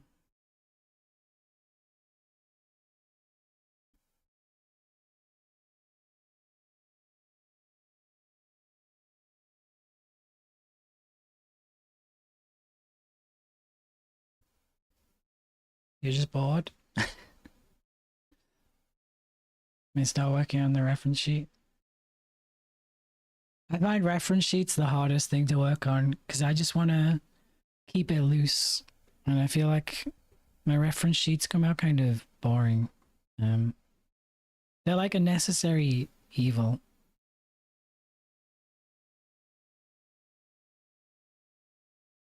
Let's see, we've got.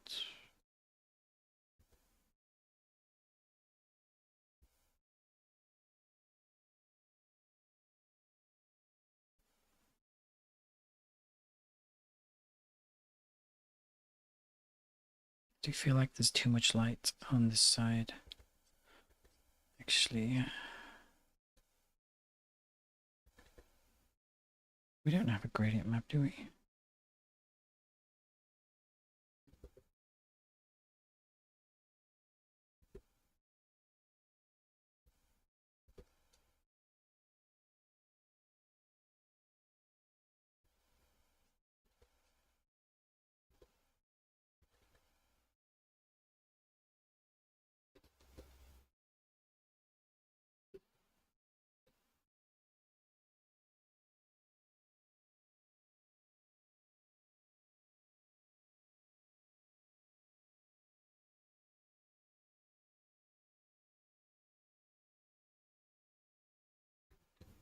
The shadow there is a bit strong as well.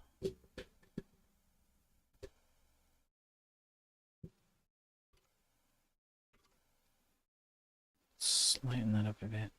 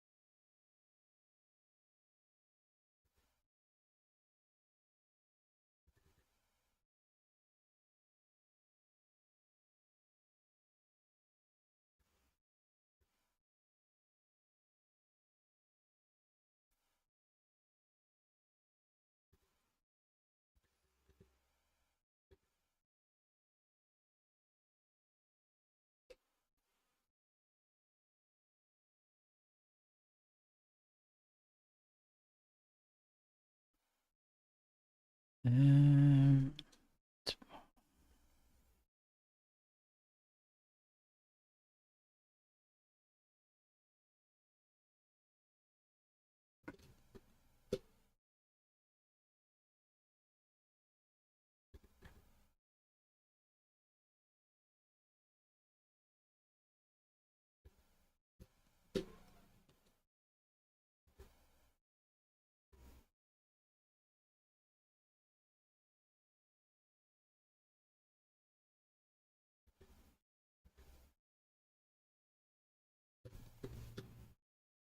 Alright, let's new layer. We don't need to be precious and cheap. And definitely want a few more loose strands of hair.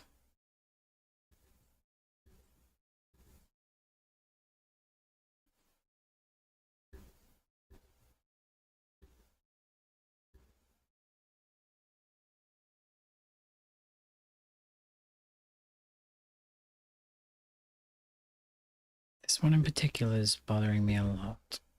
I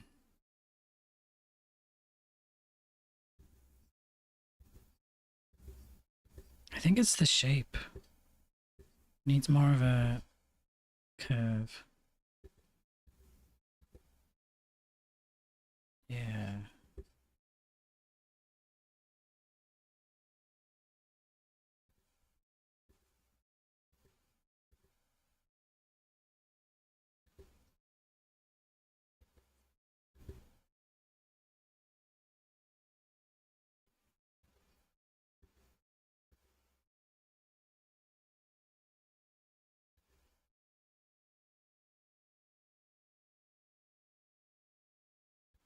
Oh, this is a good tune.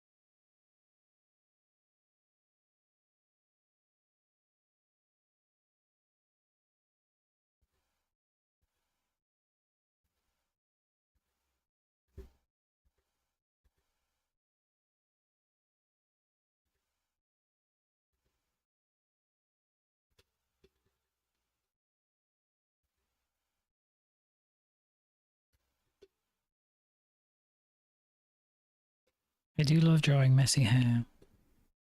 I cannot deny that one.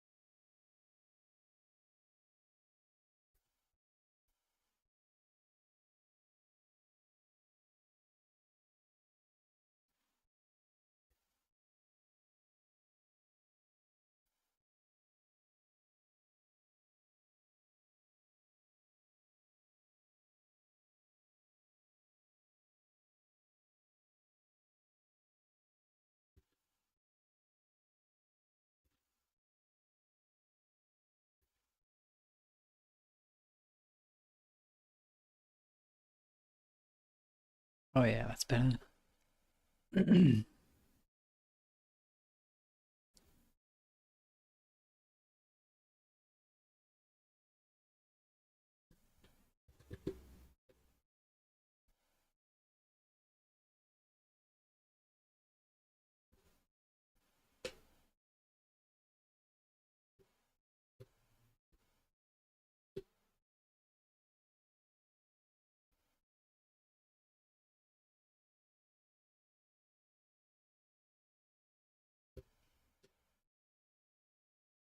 I'm trying really hard to resist the urge to just smooth everything.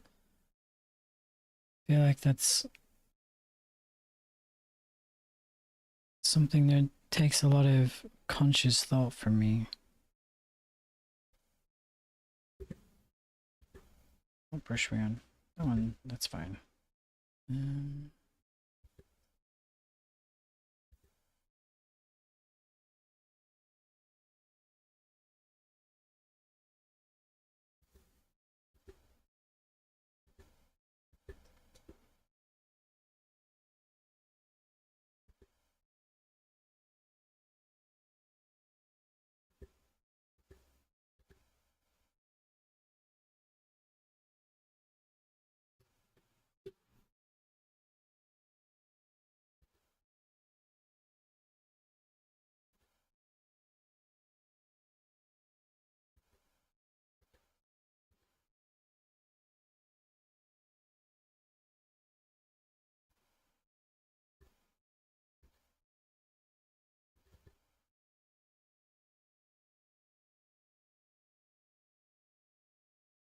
does that work?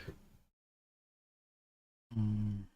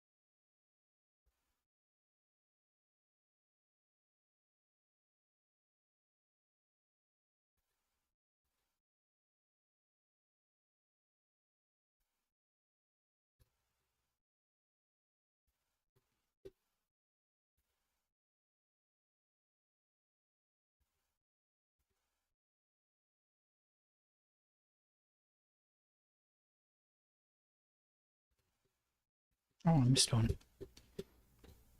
How did I do that? Missed one of my nails. Or claws.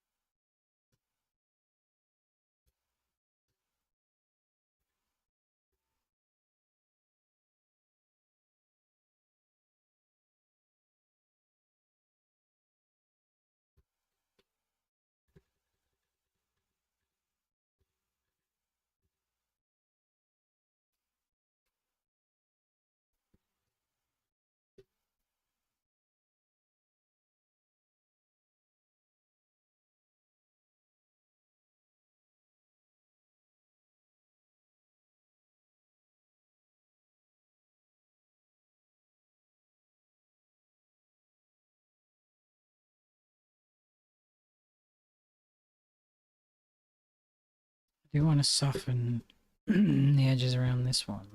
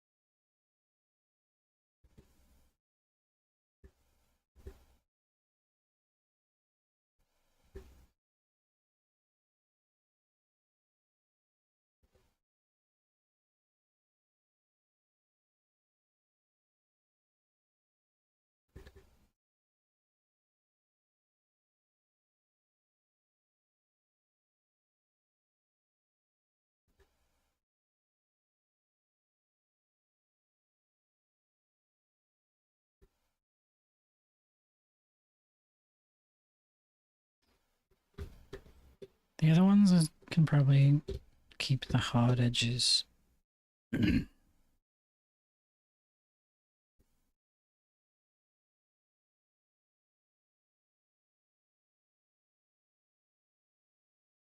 I feel like I'm gonna paint over those anyway. I did not consider the challenge of painting fur. But I like how it looks on the head.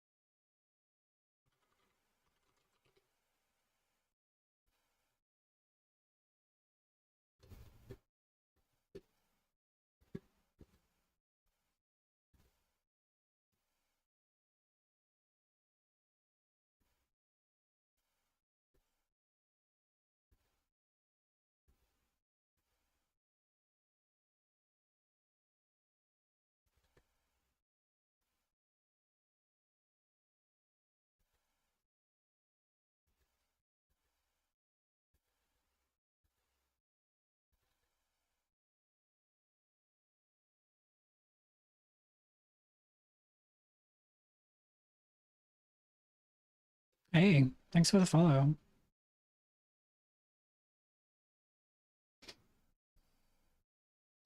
Thank you, Simple Panda.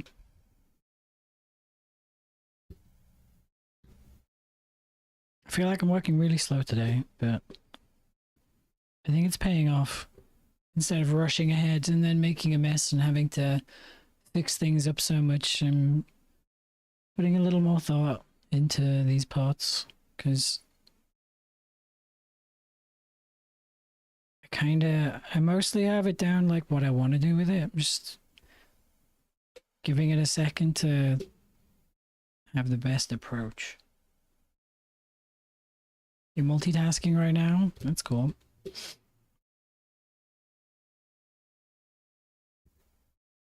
feel like my streams are good as a background noise type of deal, which I'm okay with. I think that's just the nature of art streams.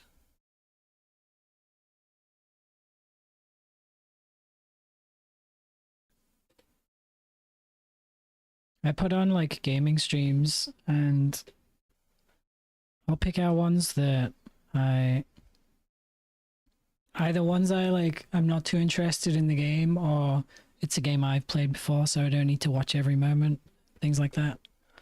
So I'll put those on for hours while I'm painting. I don't need to do the lines for now. The hair's mostly there. I think we can keep going on this layer with the salmon brush. One of my favorite brushes.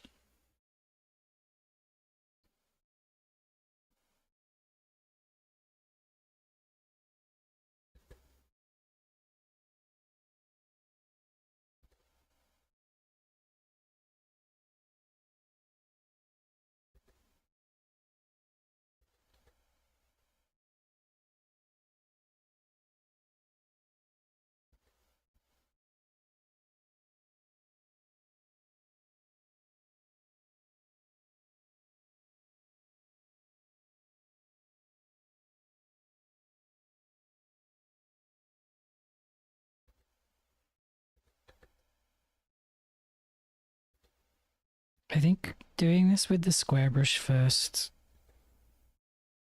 confused my brain for a bit.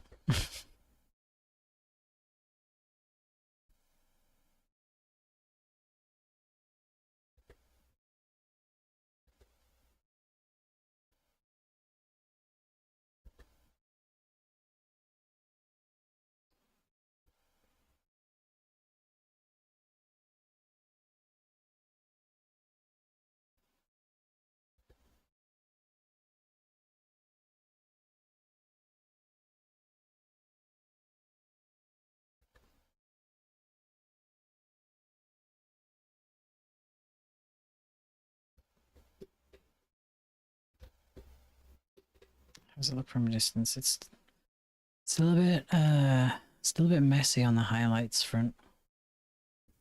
Especially this bit. This is weird. Let's just wipe the slate clean, huh?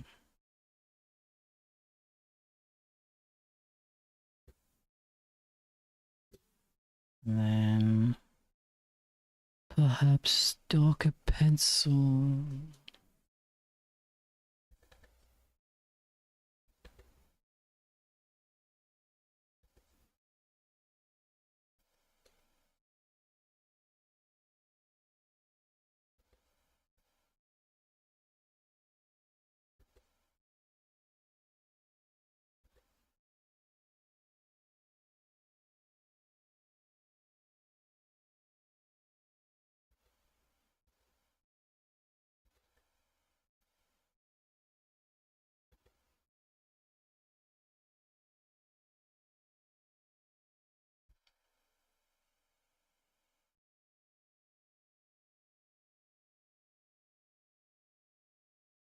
I feel like we've had some good tunes today. Sorry for all the VOD watches if there's no music for you.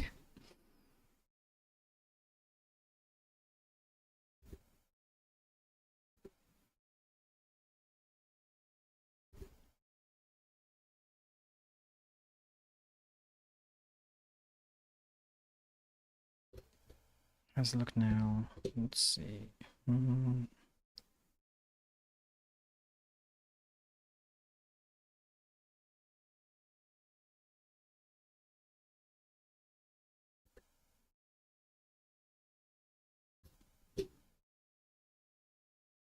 So darker pencil. You know, I'm gonna put some notes actually.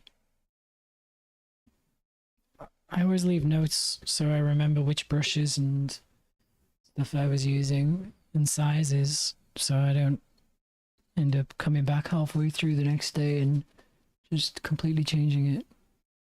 And we've got darker pencil.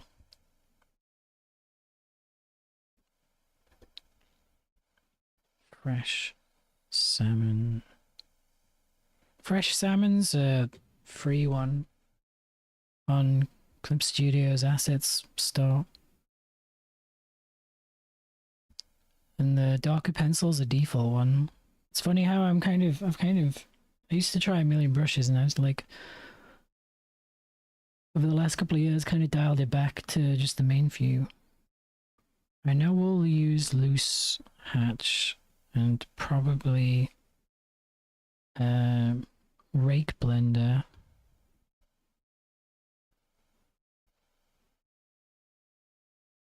And I'd like to use this flat, dense to light texture.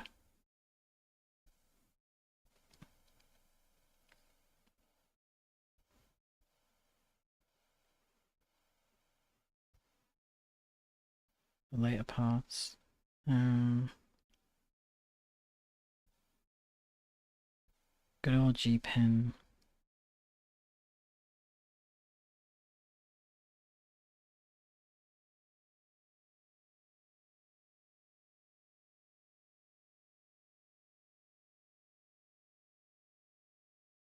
Square brush too. I guess it is a mixture. Oil paint flat's not bad though.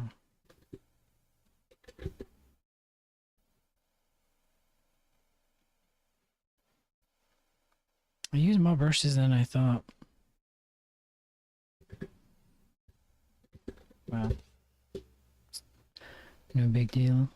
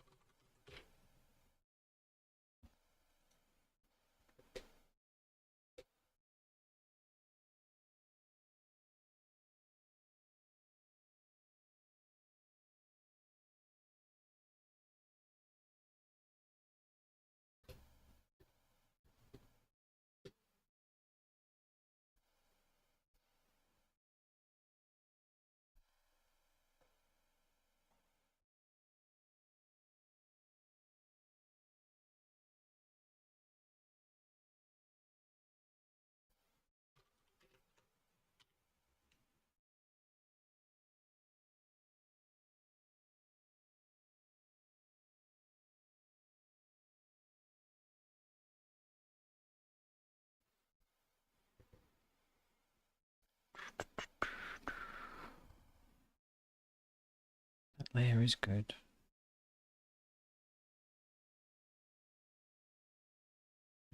Zero.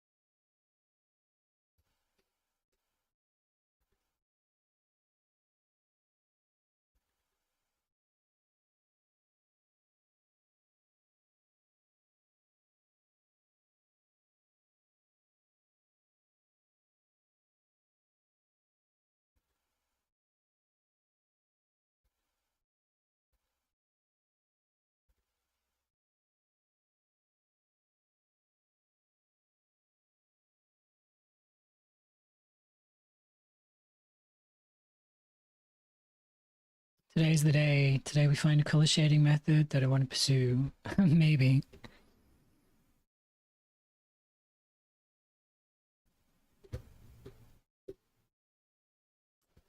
My personal go-to is you do the whole, well, I'll show you on this if you want. I feel like most people's method is a variation of this anyway. So it's just about trying a few different things in between. Let's see. So I'm gonna turn off all these extra paint overlays.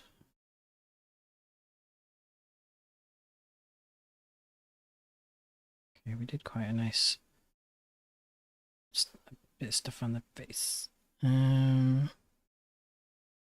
Lines are there. I'm gonna turn off all these layers.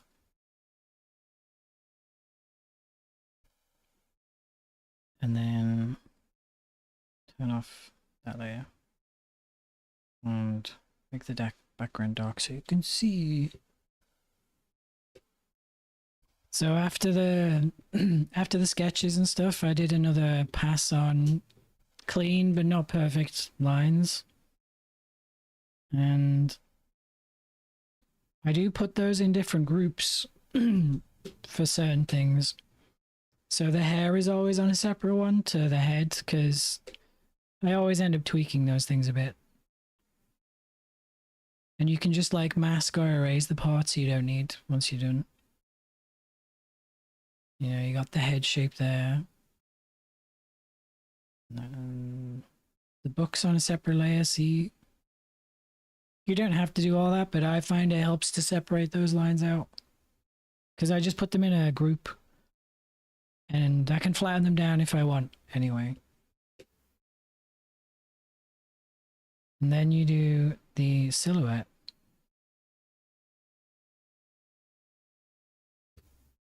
So you do a big old silhouette.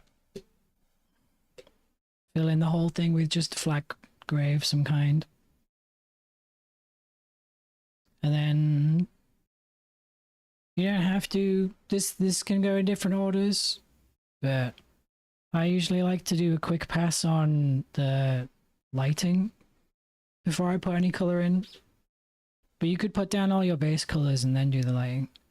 And that's where you get the, where is it?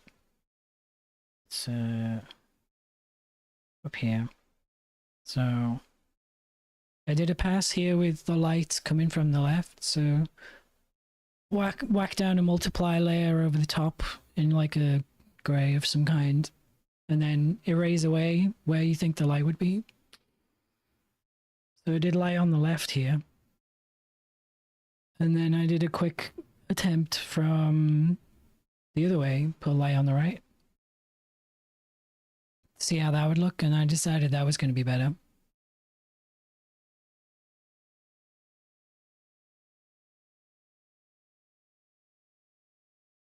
And then after that, I keep hold of that and put down all my base colors.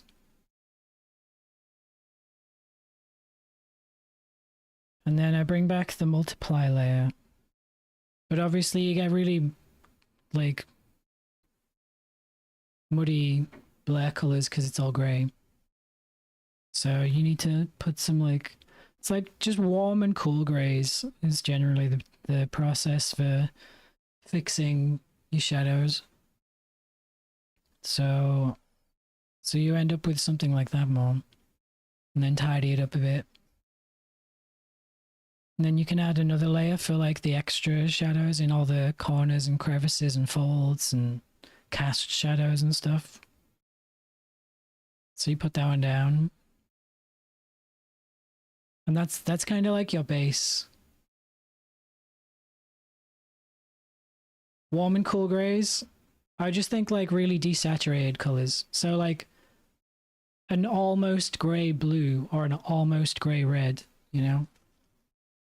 If you make it too saturated, you get like really, really overly like overtuned like super saturated shadows and it looks weird. You can put those colors in layer. For example, so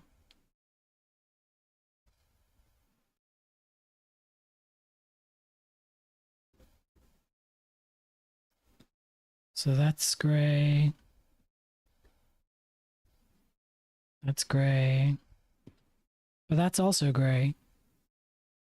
And that's also gray. Like, one's warm and one's cool. It's color theory stuff, I guess. If you look up warm and cool colors.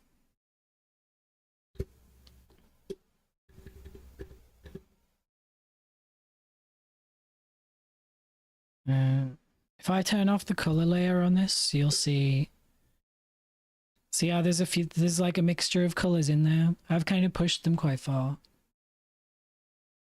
because I want to like mess around with it more. But you generally start with warm and cool grays and then like go from there.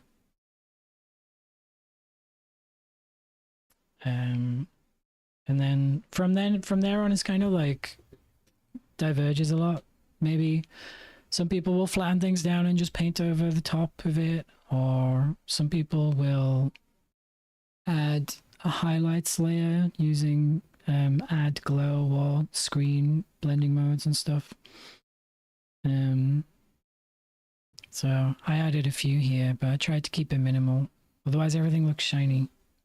And then overlay over the top of the whole thing with an airbrush kind of lets you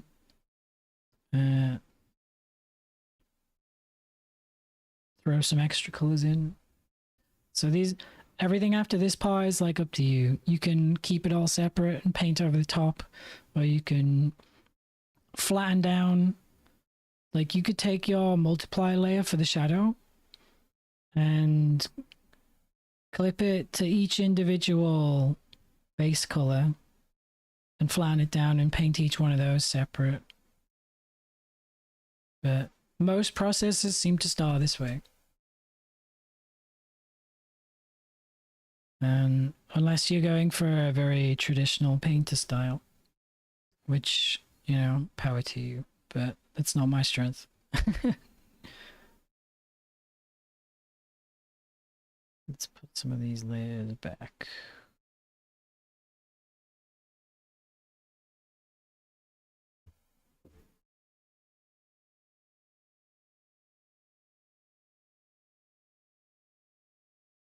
You don't know what you're going for? It helps a lot to pick out an artist you want, like you aspire to. If you pick out like the top 2 or 3 and just focus on what they do and try and mimic some of the things they do in yours.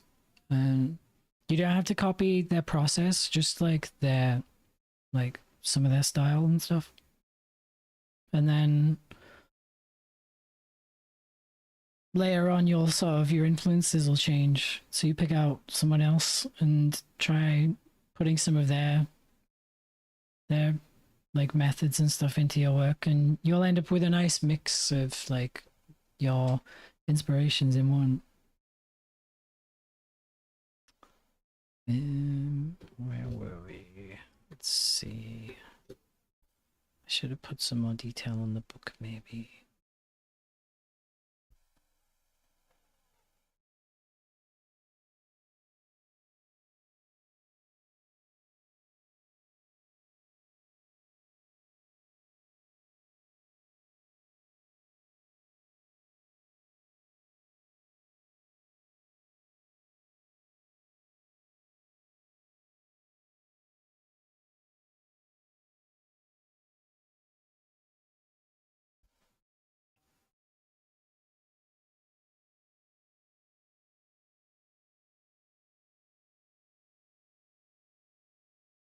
You've been using Pinterest?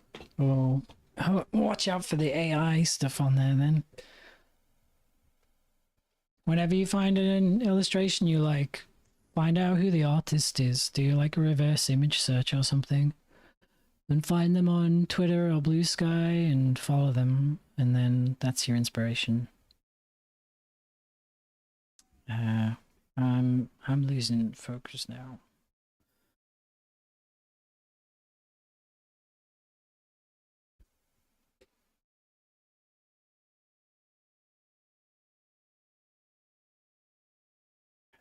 You know,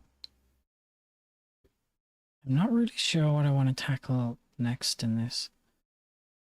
Just one thing at a time, isn't it? The hair's pretty close to done, but I want to wait till I do the rest before I actually give me the G pen. There's a little bit more I want to do on the hair.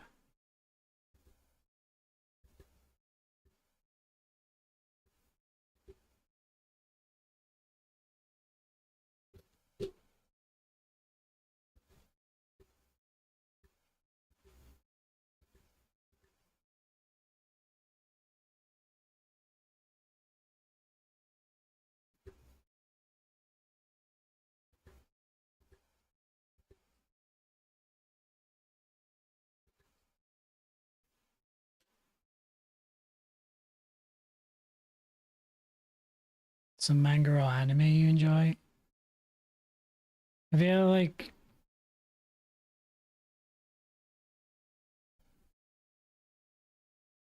if you enjoy a manga, that can be a great inspiration because they are done by one artist, and the anime will be based on it. But anime specifically is like a reference isn't too good because that stuff's designed for animation, so they have a different method to it. Unless the animation side of it's what you want to do, I guess. Hmm.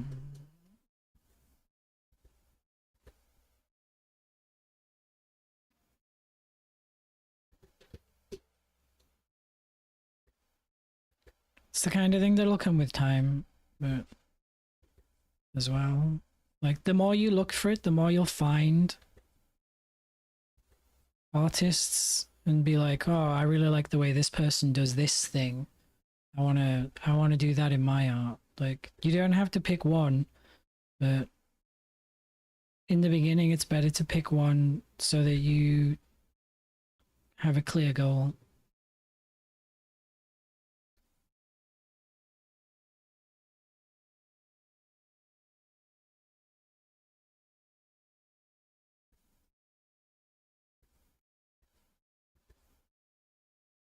Some animation feels cheap. I think there's just so much anime that there's always a few done by cheaper studios, and then there's some particularly good ones. You just have to know what to look for. I always love Studio Trigger's animation, and Ufotable, Ufotable, however you pronounce their name, they're always known for doing really good animation. But following those studios doesn't really help you much when you're learning to draw and illustrate.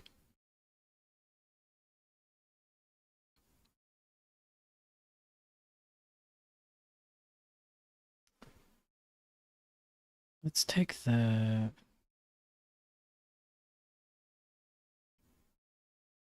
oil paintbrush and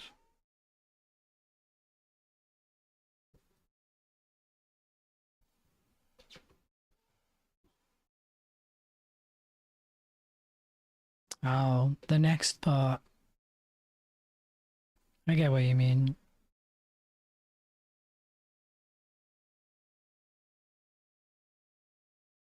One thing to watch out for with studies is it's not a linear process.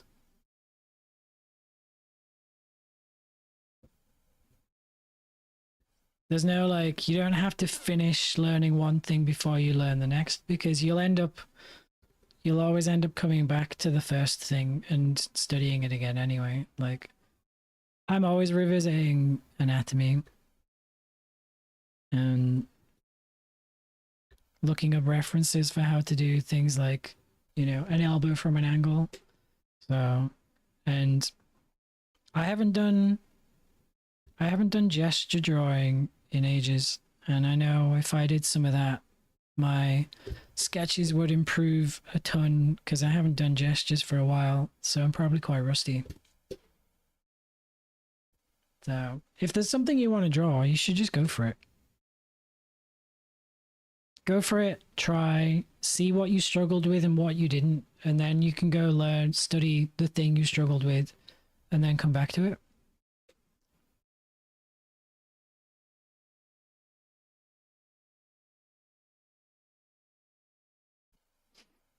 Hard to feel like you're good enough to do anything more advanced. I mean, there's still limits. You can't, like, if you go straight from studying how the arm works to then trying to do a 7 character scene inside a bar, you know, that's like an insane amount. That's an insane jump. You still need to find some balance. But you can draw bits and pieces of things that you're interested in without worrying as well. Like maybe maybe you're interested in drawing robot stuff and you feel like you need to wait, but just try and draw some and then look up some references. And it's also better to if you study in a vacuum, you don't remember that much. So it's good to like do studies in between working on actual pieces. But I mean that's what you're doing now. So what layer is this? Okay, let's switch to this layer. Didn't mean to rant. It's okay, I didn't think you were ranting. These are just typical artist things like woes.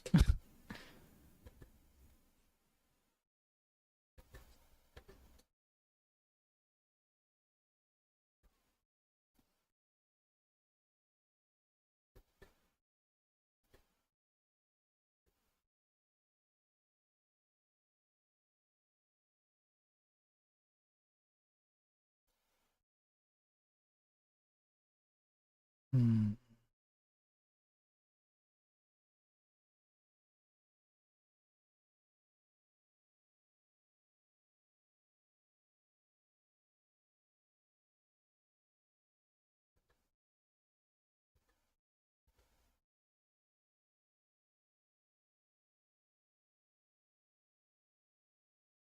I don't need to be too precious.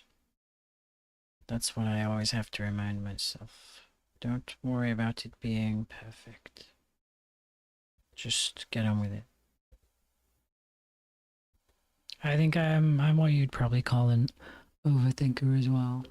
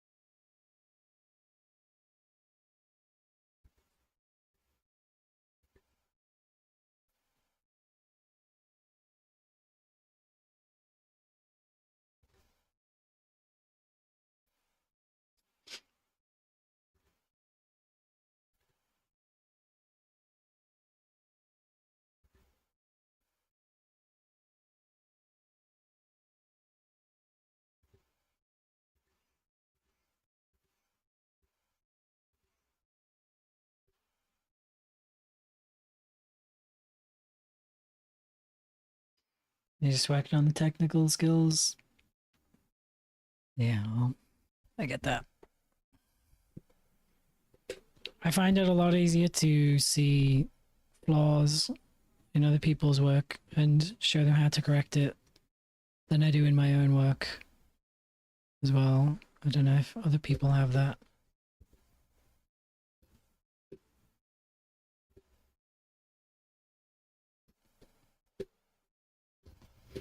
Okay, don't clean it up too much. That's always my problem.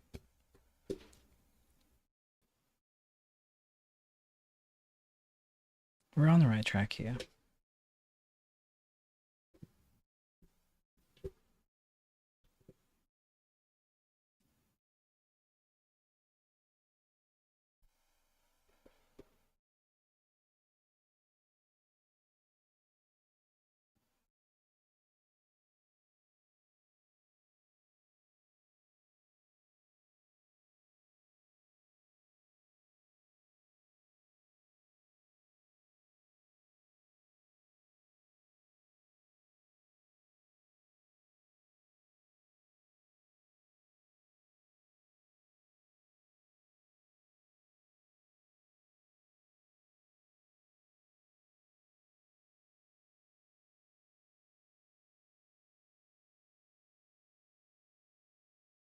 There's a fun a fun quote that I think holds pretty true for a lot of stuff in illustration and art. But it's from a writer. I've forgotten his name, but it's something like whenever someone tells you something is wrong with your work, they're right. But whenever they tell you how to fix it, they're wrong. I think that's the quote. And I find obviously it's not 100% fact, but I find that most of the time when people point out things that look like they say something's a bit off or wrong or doesn't seem to like look right, they are usually right. Something is off, but a lot of the time what they think is off is like maybe not quite it, or like they'll tell, like I've had people say things like there's something wrong with the head or the face, and then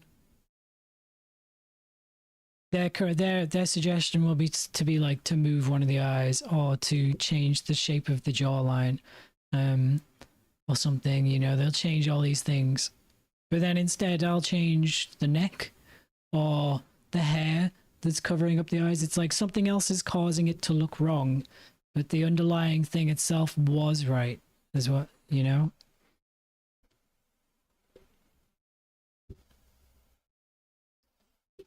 And that happens a lot.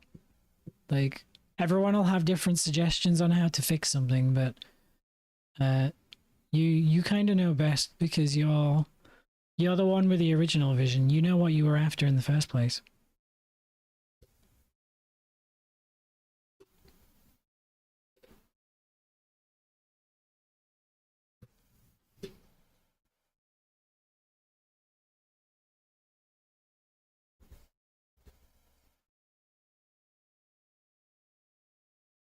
So yeah, when people say something looks wrong, they're probably right. But when they tell you how to fix it, chances are you might have a better way.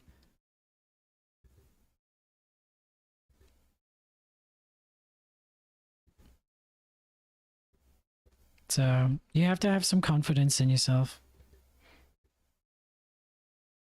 as well. But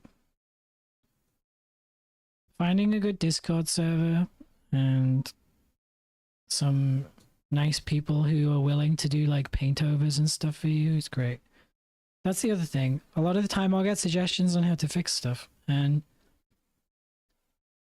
I won't figure out how I want to fix it until I see someone else show me how they would fix it, which is really unfortunate. It's like I'm not ignoring their feedback, but their feedback helped me realize how I want to do it my own way. You know, maybe we could do a little bit of this here actually.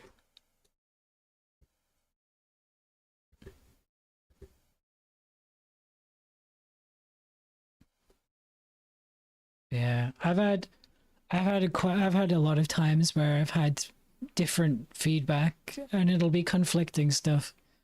And thankfully people don't usually argue over that. Like they just give their own piece and move on, which is how it should be. Um but you have to just be like, you don't need to tell them either. Like just everybody gives you the feedback. You're like, thanks guys. And then you go away and fix it. And then you say, here's what I've come up with. You don't have to say this person was right, this person was wrong, because in a way everyone's right.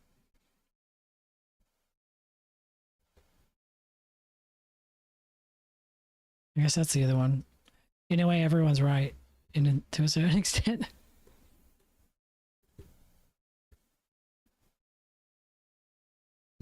Does that actually work? I don't think that bit does.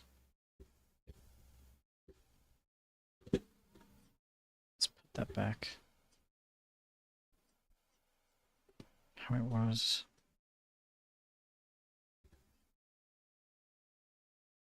We'll just do that.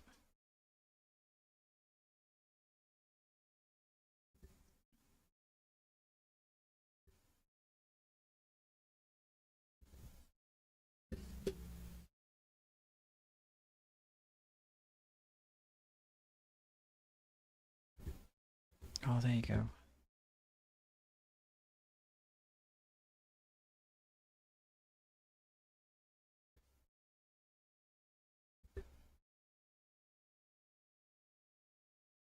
Hey, serious?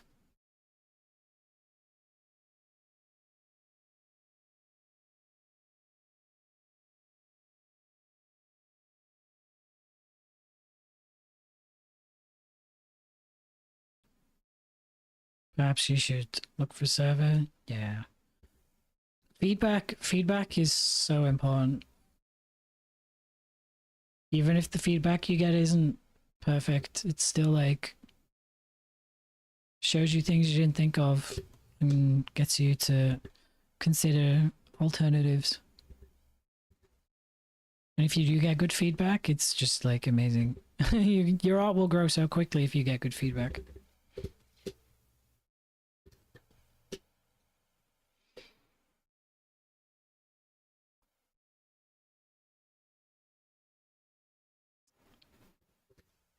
Okay, how's the hat look? This bit's kind of weird. Let's just round that shape out.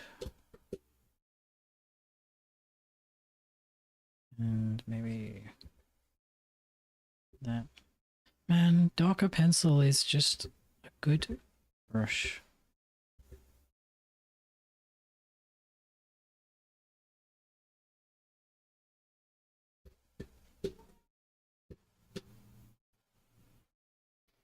A lot of artists have their own discords, and I would like that too one day, but not until I have enough followers. Otherwise, it'll be deserted.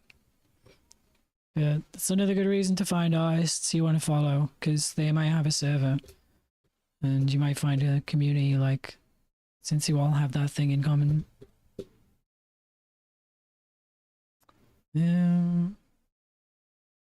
You know what? I think the hat's okay the way it is there. I spent a lot more time on my shadow layers before painting over the top that I don't feel like I need to go so hard on the paint over this time.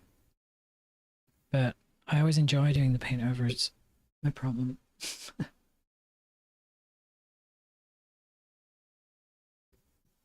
I think I am losing some steam now though.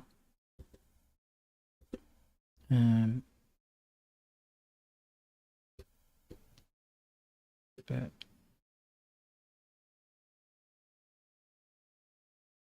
why have I put this horrible green background?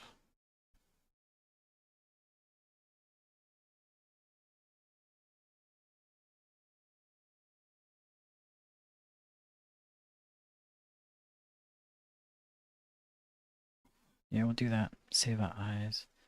How are the values looking?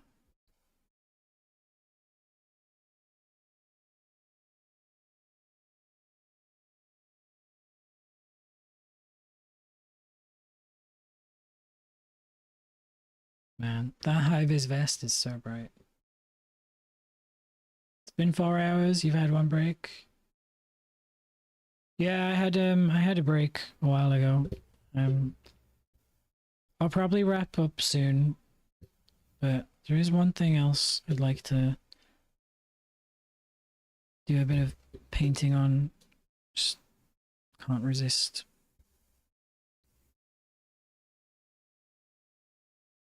This bit, I feel like it's gonna look much better with.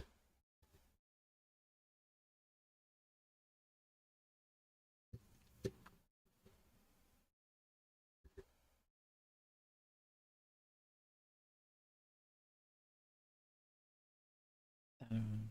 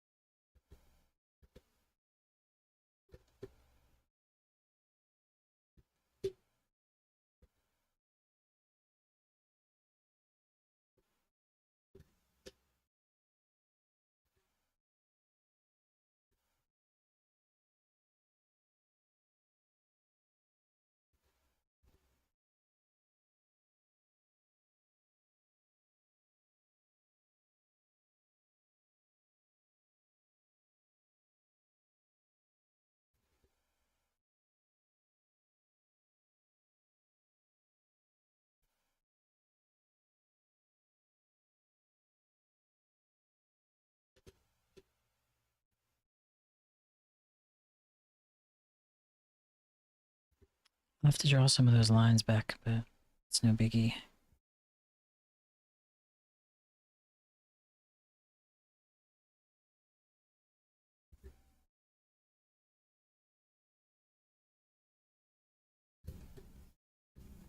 Oh, that looks better. Immediately looks shiny.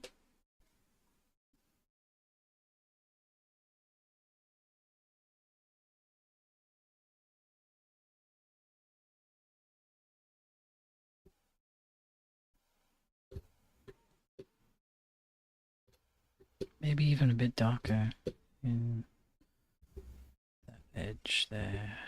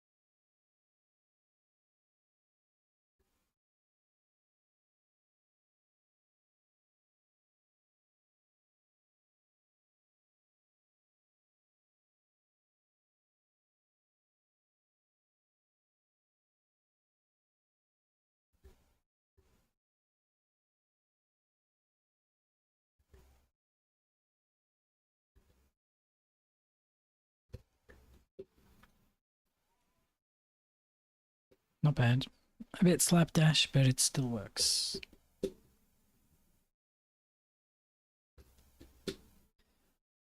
Um,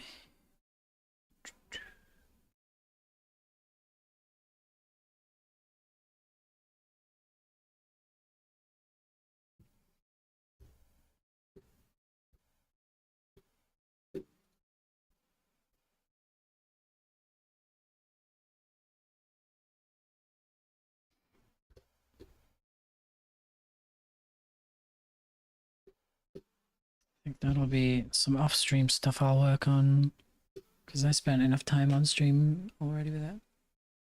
And this is a peek at some of the game stuff I was working on, trying to figure out how to make all these pieces of art that will fit together in a 2D environment. but I need to. I kind of have settled on the style, but I need to like put it into action.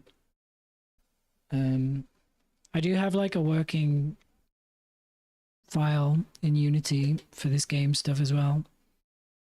So it's just a case of bridging the gap more with the artwork. And I really want to work on this one some more. I don't know why this one's become my favorite now. I guess it's easier to like the sketches is maybe why. But I'm happy with how this is going.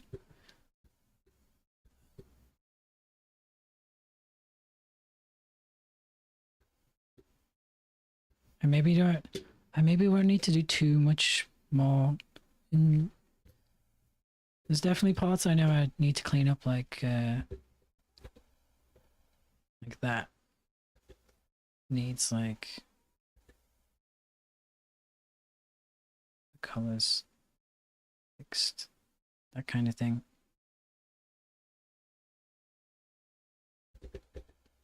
But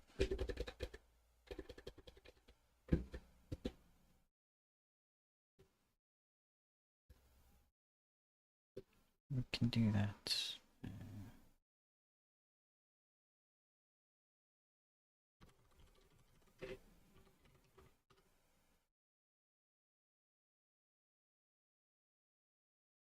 It's a problem for future Goody, pretty much, yeah. But this is why I put notes all over my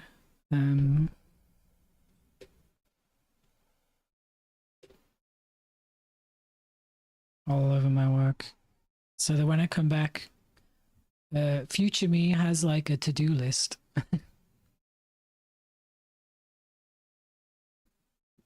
This.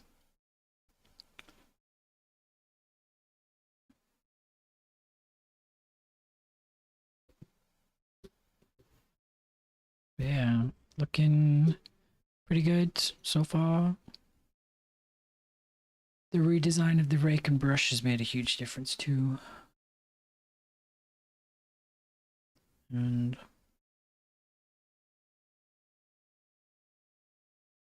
you'll be fine. And we've got some to do on you. But yeah, looking pretty good overall.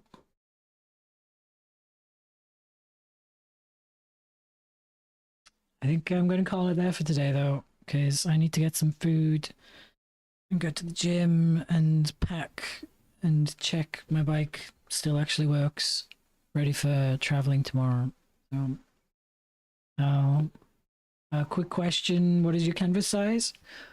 This one's probably not the best example because I have multiple things on here. But let me just double check what this one is. Yeah, this one's 7,000 by 5,000, but that's not fair. Normally, for an illustration on its own, it would be more like, let's see. Yeah, maybe more like 3K by 4.5K pixels. It depends if you want to print it or not as well. If you're planning to print, then working on a larger size than that will future-proof it for printing on bigger paper. But yeah, I would recommend, I think 4.5K by 3K is like a good rough like area to work in. And then when you finish and save it for web, save it down to like 1.5K resolution. Don't ever just do save as, always do save for web. And always reduce the size in pixels to like 1.5 or 2K. A, because it makes it a normal size to post on the internet, but B, if it's a lower resolution, it does help stop people from like stealing your stuff as well.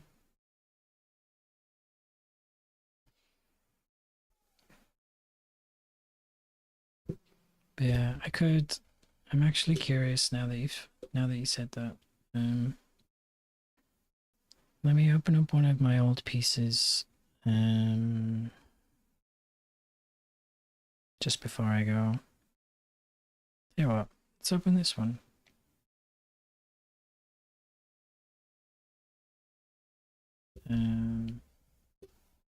Edit canvas. Okay, this one was bigger. Not by too much, but this one's 4.2K by 5.2K. So it's a good ballpark number you can mess around with. The 7K pixels is like what I put my canvas size to fill up with sketches and things, and then I copy paste that to a new file usually. But in this case I'm making like character sheets, so I'm keeping it all together.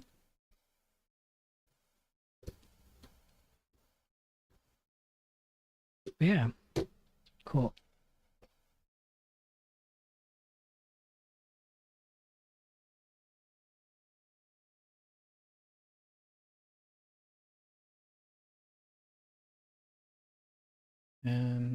I'll maybe start doing raids when I come back next week.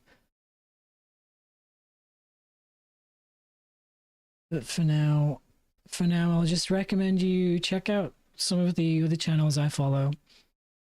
There's a lot of amazing artists there.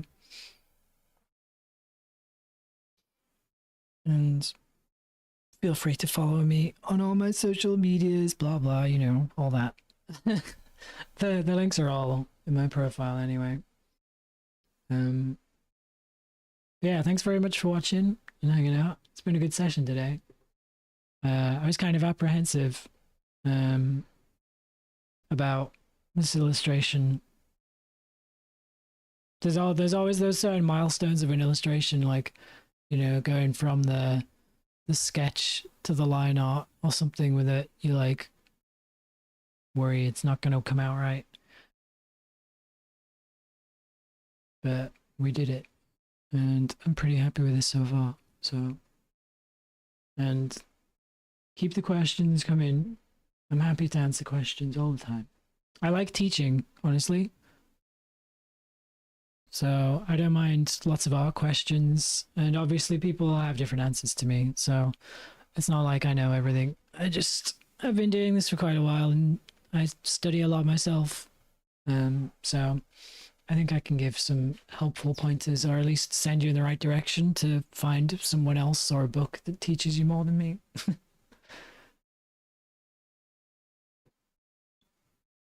Yeah, I'll wait for a few days, probably back like Tuesday, Wednesday next week. I think I'm coming back home on Monday, so we'll see. But yeah, 2 streams a week. Anyway, have a good rest of your day or night, and hopefully see you soon. Bye for now.